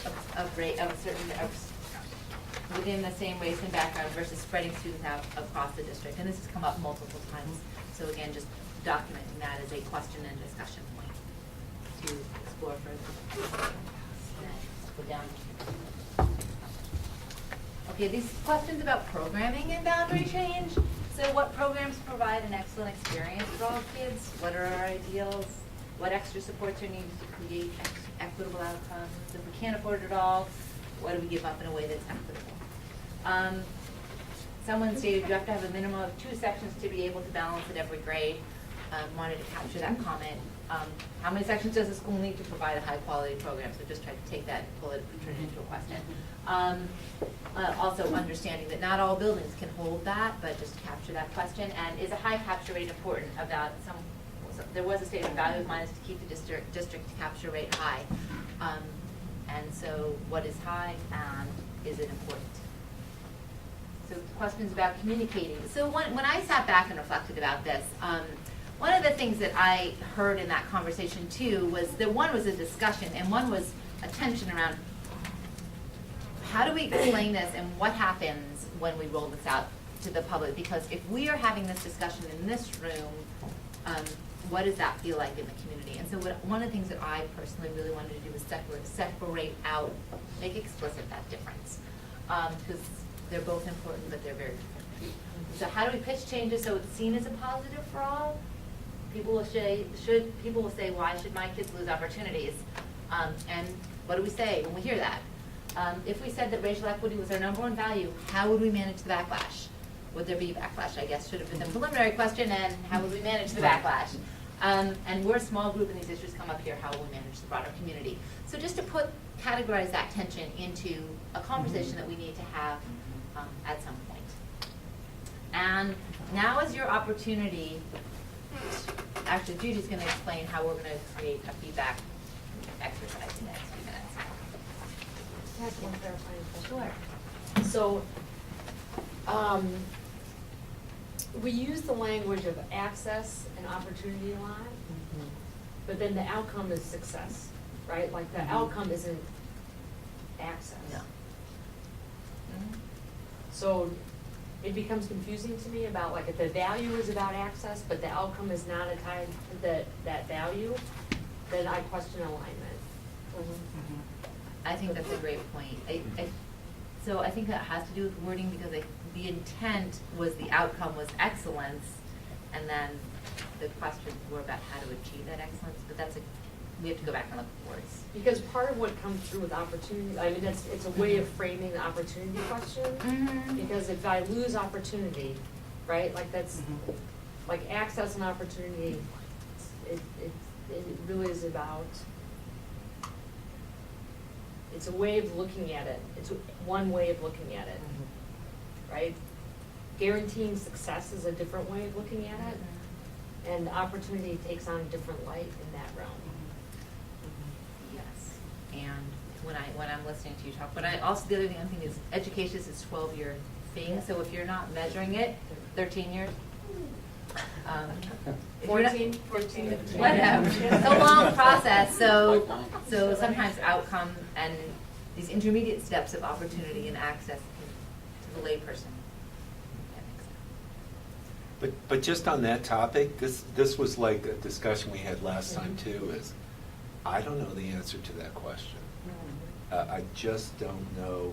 I don't have a objective basis to really know like where we are as a school district on the topic, and then what makes the most difference, because I'm not an educator, you know.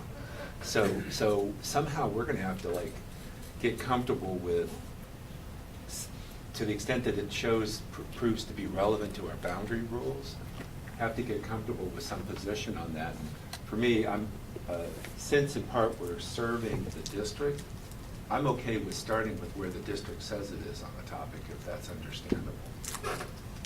Just because I don't have a basis on which to really to challenge it yet.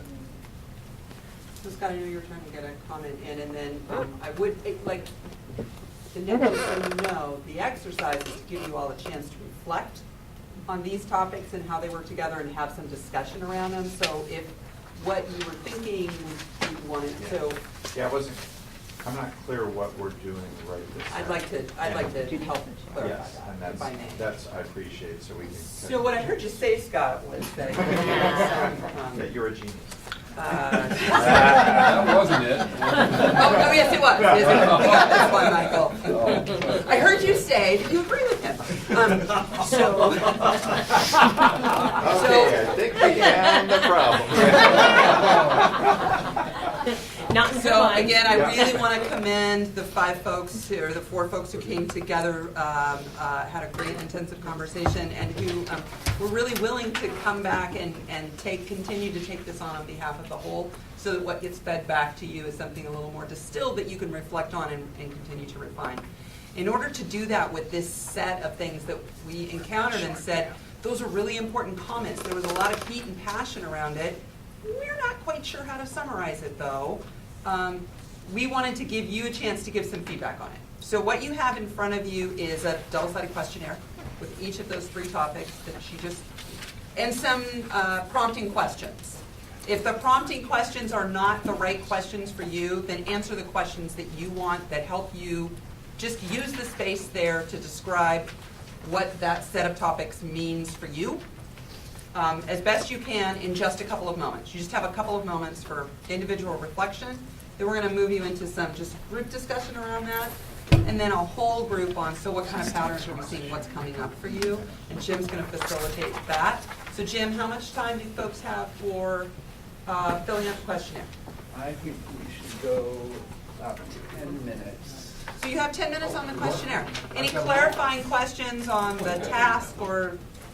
Thank you.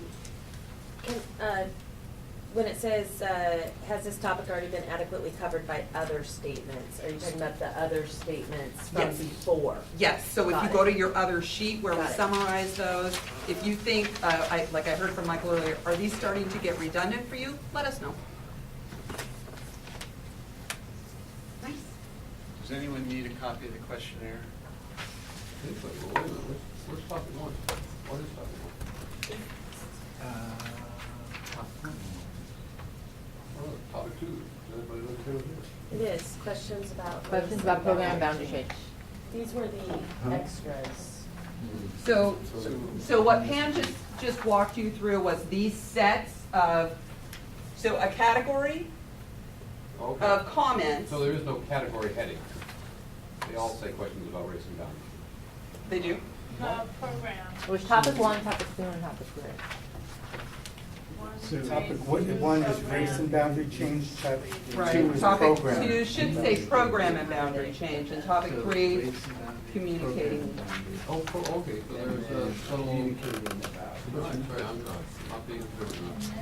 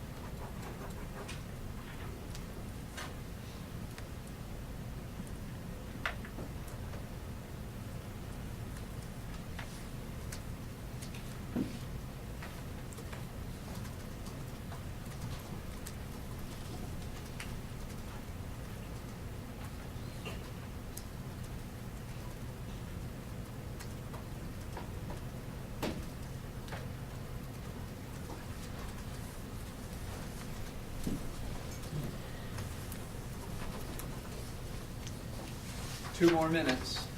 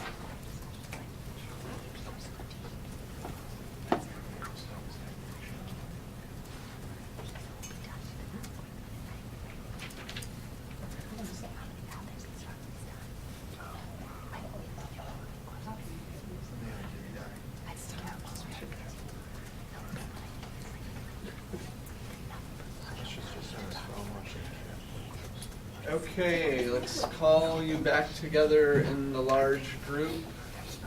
And what we're going to do is we're going to divide into 3 groups of 5 and take 10 minutes and share amongst your group of 5 some of your thoughts and insights about what you were just working on. So if we can have Heather and, I'm sorry, Heather, why did I do that? Michelle. There's no Heather here. If we can have Michelle and Jason join these 3 fine people over here. And if maybe we can have Scott shift over. And then if Pamela and Jane can swap, just so we don't have too many committee members there.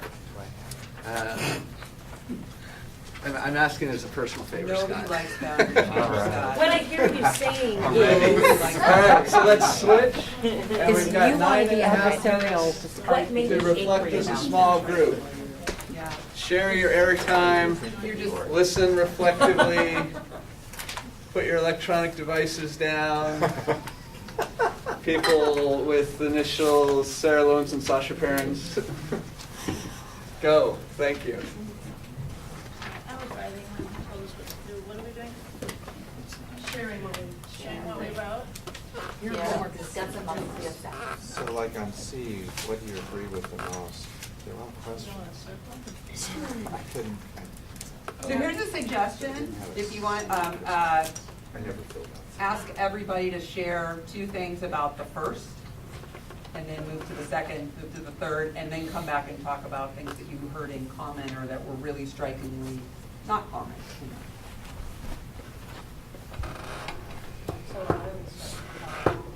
All right, I'll share my first 2 things.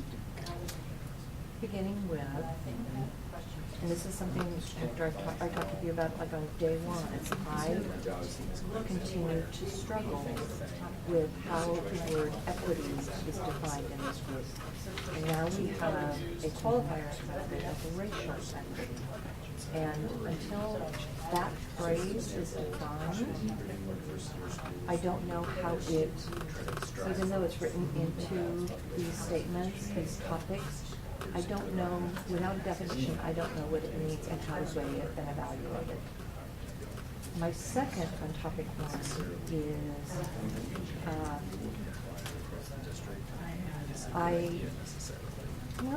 I'll boldly say I disagree with the statement that a child of color needs to teach a white child how to live in a diverse world. This is a very much a shrinking world. Our children today are exposed to more than they ever have been. And it also is placing the child of color in almost a subservient position, that they are the ones that have to come in and approach the existing white child structure and say, let me tell you, I don't really treating each child as if they're an equal child, regardless if they're purple or green. And so I struggle with that, the burden that places on both the receiver and the sender. It's also making an assumption that the white child couldn't possibly understand without knowing anything about that white child's background. So those are my two.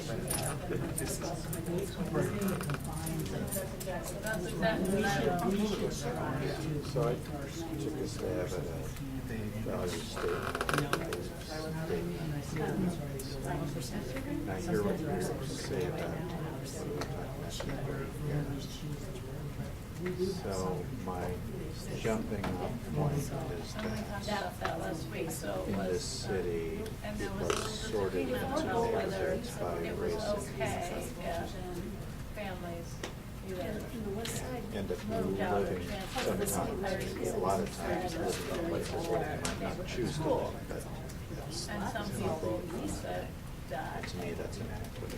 Really think that was okay. I don't know. Right. So Belief what I wrote is this, is so we're not suggest gonna end language. up with a boundary change system because we do all that That's my, segregation. whatever.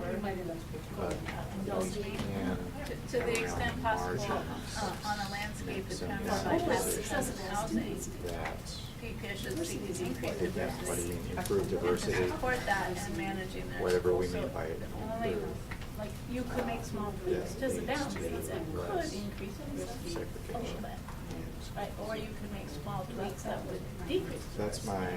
that's Depending kind of on where. exactly how you draw lines, and so I would say, if it's So why possible, is to they increase diversity within the neighborhood. You know, Let's go for it, but we also have to do things that are going to welcome all those people. Like when we're talking about the boundary changes, that's sort of in the back of my head too. It's like, but the way, Make sure all and I those found when I buildings wrote this, I thought. So we're about a third of the way through. Be sure you're shifting through on I have questions no and idea, people. like, I do not know if that's where PBS or this committee is open. So what number one made me think is, what if we design I don't want to that gerrymander system for the advantage in a way of that keeps kids from at the time. I think there's a piece of, You know, like, because just, and the only reason I'm saying that is the persistent difference in outcomes, is, you know, I think represents 50%. That's just, the boundary that's a change divide. That's a great raise to make. So I was trying to get What that, if, I was trying to get out what's of it the look like negative. if we're trying to do the best? So I was like, okay, how would you say that?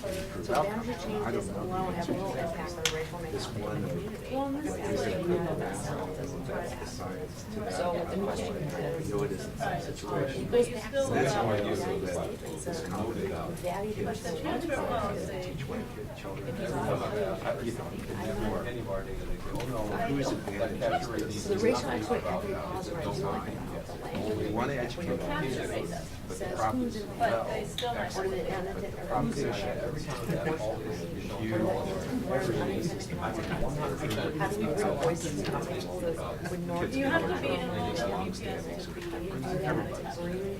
To change the conversation. everyone sort And I of. want to bring Right. it box into a Right. conversation Anyway, that is. so, It is not honoring. So I'd like to. We should be first of all, Yes, definitely. Important. that statement. To question 2 and 3. Prioritize. It's one of the reasons I did the thing I did tonight. I Because it was still a need a provocative definition statement before. that had nothing to do with what the person. 3 minutes left. Because I agree. So, anyway, and I think So I it can't. has no write place something in because they don't really have any. this. I understand the emotion behind it, but, anyway, so that's one thing I want to say. So how we define racial equity in PPS? Part about you, make sure that you have Definitions schools that are is big enough for. equity means raise the level And the other part on the for mountain. all students, and I would add discipline data also, while decreasing the gap between students at the highest level and students at the lower levels, and eliminating the racial predictability of where people fall in each. That's what we say. And so how it would also translate into giving each kid what they need. So the analogy we use is that equality is we bring in shoes and we give everybody a size 11. So that works great for people who are size 11. It doesn't do anything for people who are size 7 or 14. What equity is you get your size shoe, you get your size shoe, I get my size shoe. So it's giving kids, each kid what they need. So that's the basis of what I need, and I think what the district wants by racial equity. So, actually, what I also want to comment on is that I think topic 3 has been. 1 minute left. No, we do all three. So, I said three was no value questions or Exactly, and after we've made our decisions, we need to accomplish that. But I want no part of what is this community going to say if we do this, even into our decisions. And I want to go back to something you said, because I remember that. So racial equity says that we should, that's how we know. I think it had everything to do with it. So does it matter? Because what kept coming up was and wanting to students are in our school, white schools, and I think it was calling it out, like, what does that mean? You want diversity in your school, and so that's why I think that was valid. All right, everyone, if we can reconvene, please, as a large group. Talk about it. So let's wrap up and come together. What we want to do now is have a large group discussion. And what we're looking for is, we're looking for some similarities and differences. Scott, do you have a clarifying question? I realize we're on a schedule, but that was a long time. Other people agree? Do you Need more time? First question, then we got through half our comments on the second. We didn't even get to Didn't the get to first start at all. one. So can I So propose, the, can I ask, if you take more time in your small groups, would that be okay if then you have less time to hear what happened in each small group tonight? That's what we're balancing. We're done with our group, I think. I mean. Goodbye, Michelle. There you You don't have so far and not be able to do that. there is, so we have a choice, spend more time in the small group, that's one option. So we're full cars here, so what you want? Tony? Are these gonna be turned in? Is there gonna be a summary report produced? Yeah, I'm hoping that you will turn those in. You're being asked to I turn would them say in. go ahead and then continue, my recommendation is Just keep continue. doing with it. small Okay, group. well, Continue in the small group? And you won't Okay. hear from us because we only got to topic one, so we don't have anything. Well, then you So, should keep hold, let me frame a choice between three options. Option one, continue to work in your small groups. Option two, we stop small groups and go to a large group. Option three, we extend the meeting for 15 minutes and we end at 8:30. And that would give us more time to do small groups. So, three options. Any questions about the options? So, green cards for option one, continue in the small groups. I see 2, 3, 4, 5, 6, 7. And are you, Option two, shift to the large group report out. Green card's up. Or a yellow card? I don't care. Okay, good. All right. Be agnostic. Option three, extend the meeting to 8:30. 1, 2, 3, 4, 5, 6, 7. So, but am I seeing those as reds or yeses? That's a yes? This is a red stop. Oh, oh, if you're voting for it, just don't, if you don't like it, don't put a card up. yeah, okay. So extend the meeting to 8:30. Green cards mean yes, you want to extend. 1, 2, 3. So I recorded 11 votes out of 15 people. The 4 that did not record a vote, you are not required to. At this point, based on the tally, the will of the group is to continue in our small groups. So that's what we'll do for about another 7 minutes. And everyone's written comments will be collected, collated, and distributed, so you will get a chance to see everyone's written comments. So the time is yours for your small groups for the next 6 or 7 minutes. Mine's quick. The one that was the most important was that how do we implement racial equity? Yeah. I hear where you're coming from, I'm not where you're at, but I think that is. I do too. Like I said last time, it's not a thing, it's a way of thinking, and how do we quantify that? Or how do we make it part of this framework? As far as should it be bringing more diversity to our schools was the least that I agree with, because I just don't think And I that used to is not think so, but appropriate. That's going to be us and things like that, and I just don't think that fits with what we've said so far.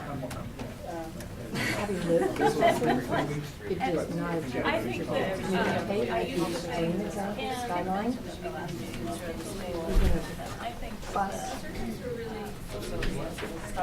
kid across St. John's Bridge, and just because that happened to be in my school, into a very bad habit. I mean, that's definitely opposite of what I would hope our schools I go back to the bus tour that we did and reading those documents. Well, you take a very nice school. Families send their kids to boarding school, and I said, Oh, And- you're and we don't that's want to do it. this because And of I- the white families wanting to support them. You are sweetie. Financial So are you. resources.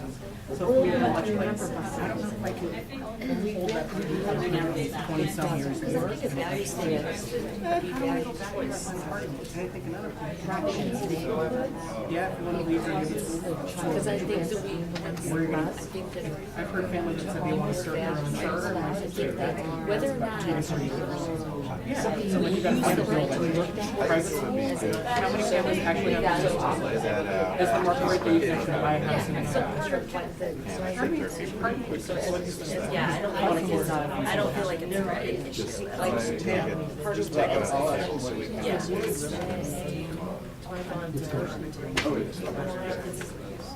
Well, number two is kind of a path in which you want, given that what we're talking about so, but the statement is, so. relatively small. We need to be able So we to say we're gonna do this one right. ensure that the boundaries that we draw and other people If you want a diverse school, it's not excellent. We're happy with this by saying, you know what, we're going to treat it now. And they're not, uniform, but also uniform population. What we have, like, I don't know, like, how much is that free? Is it free? Is it five? Is it seven? But what I was thinking when I mentioned reading this, thinking about value was thinking I don't about think they're gonna, I don't think that one is. personal value, personal I think bias it's got here. more of a fear of Thinking of the comments and the excuses that I hear people not wanting to send their kids to school. If we take out like I said about the the program issue, the availability of what's ideal, then we get to the need. And if that was the reason, great, gone, off the table. If that's not the reason, I'm saying if we do something, then we have a conversation. I'm not saying that's. Yeah. But I think that some of that like in your neighborhood, if we were to change the boundaries, it wouldn't really change much, but Fully agree with all programs, maybe a little bit, but not drastically. Only in the grade school level, because by high school, everybody's parent there. says, I don't want my child. And then you have middle schools too, and that. But the school does not Some of the say, rest this is exactly the same as what you taught here. which would be And good, that parent I then think. another reason, and you feel it really feels away, you get to. I'm not talking about the conversation with the district, I'm talking about the conversations that take place. I have friends that didn't send their kids to Vernon, and they came up with every excuse. Then there's nothing on it. Exactly, and so what I'm saying is, I think that these two are very closely related, because if you take the program off the table, then you either have Not only we to need the core program. suck it up and be okay with it, or you need to own why don't you want your kid going to that school, and why are you labeling it a bad school or a good school? But and Well, they took them out. Then how do you provide? and see, once again, That was not, That that is not is mismanaged. the model in my head is not producing any teachers. Like, Well, we have there's bigger something. teachers in other schools. a child can get perfectly good at That might. Bought back our teachers, we're still gonna take more away. We bought back a teacher and half year taking away four. And I'm. We're also shrinking the outcome. So some schools Right, but see, that's the type of thing where they engage some kids. Yes, that have you know, it's excellent, I guess. But what is that? I don't know what is that. So what is that benefit? What we have to be careful about. You're a teacher, and all of a sudden, it's like, you got 5 more teachers here. And if a lot of times when I hear that, we're talking about the perspective of a white child Somehow that that's goes to seen school as. and get a good I mean, it's like, so education. what, The I mean, fact think of the matter is we that have isn't about about what what that is. Yeah, the teaching bars all the things. And some of that has to do with. I mean, they're big You're right. Of our cities. Some of it has to do with the history of the program. I've had students in our school, they've gone to a different school. 2 more minutes. And I believe you. I'm Yeah, not so sure I'm what to do just- with it. yeah. What the truth is, I'm clumsily trying to give it the same. No, yeah. I don't know how it really works. I hear what you're saying, I just want to throw that out there, that is a bit of a misconception. So, Goal from a school district is that all programs are this is equal. something that we manage. Because we're serious, you're starting to do summer, this person I didn't have any choice down here. This one's a little bit more, just push into the program, they'll build up, so you come to summer, and then you push all the rest of the way. Is that what you're saying, summer program is a little bit more? No, it's a little different than that. It's like, you have a school where you've got a concentration of kids So I think some of it's about having more friends. forming outcomes of course. I don't know what it takes to raise those outcomes. It's one of those, Fast. so the statement that I said about. And so that means you're gonna do something different in that school. A kid who's not part of the cohort will still succeed in getting excellent education. So they're gonna be different. It's not just the same. But I don't know. Your needs are different. To me, kind of what Margaret brought up. Keep that signage is the opportunity. 16. Yeah, this committee can deal with opportunity. 1 more minute. So we can How do we manage that? push PPS to figure out the program qualities. We can get the right size populations in the schools, and maybe around the edges, do some diversity improvement or whatever. And then we're down to, okay, what happens in the classroom? And how do we take the reality of the gross inequities in society and schools and select, hey, there may be differences in this work. Here's where we will miss, and that's how we got to X. There's never that discussion about how do you help the board fill in the gap from that. How to get the effort, for this, and what you just said? All right, wrap up, 15 seconds. Or what you just said is like a value statement that we have always said. That's exactly right.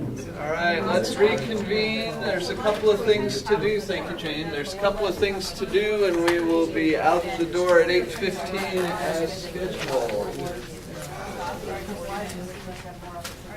So let's pull together as a large group. There were 4 of you that are here. What are the opportunities? So I'll offer to the group again, if you would like to extend to 8:30, that option is available to us. Or I'll just stand over by the 2 people still talking, and I'm sure they can continue the conversation out in the hallways after the meeting. Yes, we are back together in a large group. So, large group, what I want to do is, we had planned to take some time sharing so that we could all hear each other, but the group elected to continue to do some work in your small groups, and that is fine. One thing I'd like to do is give the 4 people that are here tonight that were not here last week, if there is a special comment or observation or thought you want to share with the large group. So by my reading, that would be Pam, Margaret, Maxine, or Jane, who left and will be back. So Margaret, Maxine, do you know? Margaret or Pam, any comment for the group? I would like to quote Maxine, if she'll let me. That we landed on that piece about excellence, that this really is about excellence. And a lot of the language in here is about demanding excellence. and if we can get to that as the core value,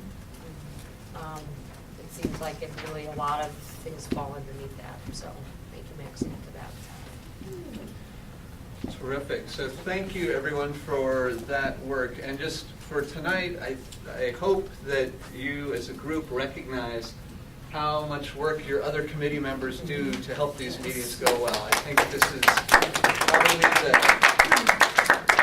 I bet it's been the 5th meeting in a row that a lot of the content has been created and generated and put together and presented by your fellow members. And that is a strength for this group moving forward.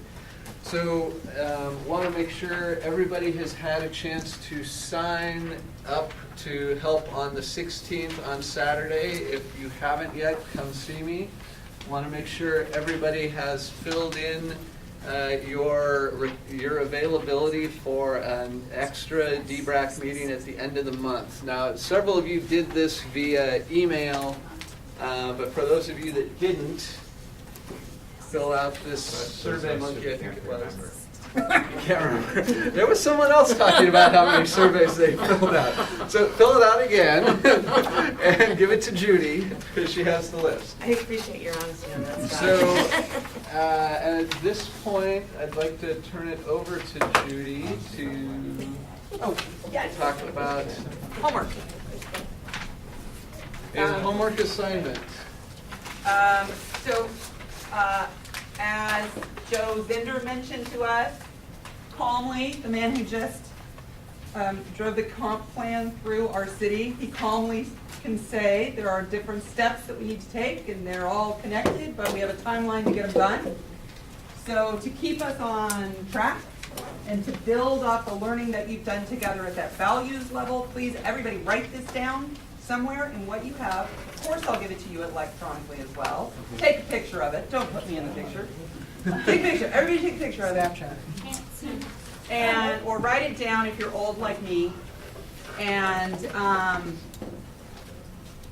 I'll send this out electronically as well. We have time between now, we have 2 weeks before the next D-BRAC meeting. We're asking that you reflect on this, you start creating your answers. We'll give you an electronic place to start submitting those answers in advance if that's helpful to you. And your subcommittee will continue to want to drill down from the highest level to the deepest level. And then, if everybody got this? No. Here, I'll hold it up. Just a reminder where we are with dates. The next time you'll see each other is at Grant High School, 9 o'clock or so on a week Saturday. You'll be back in this room in 2 weeks. We are still looking to schedule an additional community meeting and an additional D-BRAC meeting. I probably have enough tonight because you all, many of you have filled it out, to be able to land the best date for that. By the way, the Saturday date was the early front runner. It is not anymore. I know that's disappointing for a lot of people. We've got what could be your final D-BRAC meeting before you have a chance to deliver something to your sponsor. Possibly this date is on the 11th. And then right after that, you get to share what's hers now and get maybe have some Q&A with the school board about it on the 15th. So, you know, there is some sense of urgency, but you're not delivering the comp plan. So when you think about where you are with your values and where you are with these conversations of what's in the holding zone and what's critical, remember, we don't want to miss anything essential here or anything important that has to be connected. So keep that in your mind, if you will, until we meet again. Jason, any last comments for the group before we end? Nope. I'm going to say no only because I like to end a meeting on time or early as possible. I'm going to... Chair Jason, can I offer one comment? And I am not asking for a response. I simply want to share a real life experience that I had. Well, 5 years ago, I chose to make a decision to move my child to a different high school. We already lived in the city of Portland, and we looked at Portland high schools. We looked at Riverdale. We looked at Lake Oswego. We looked at Lake Ridge. We looked at test scores. and had made a decision to sell a house and buy a new house with the best high school I could get to in Portland. What I found out resoundingly, when it came to the grade schools with the best test scores, and the best middle schools test scores, and the best high schools, related back to how high the ranking of parent involvement was. Thank you. We are adjourned. Thank you.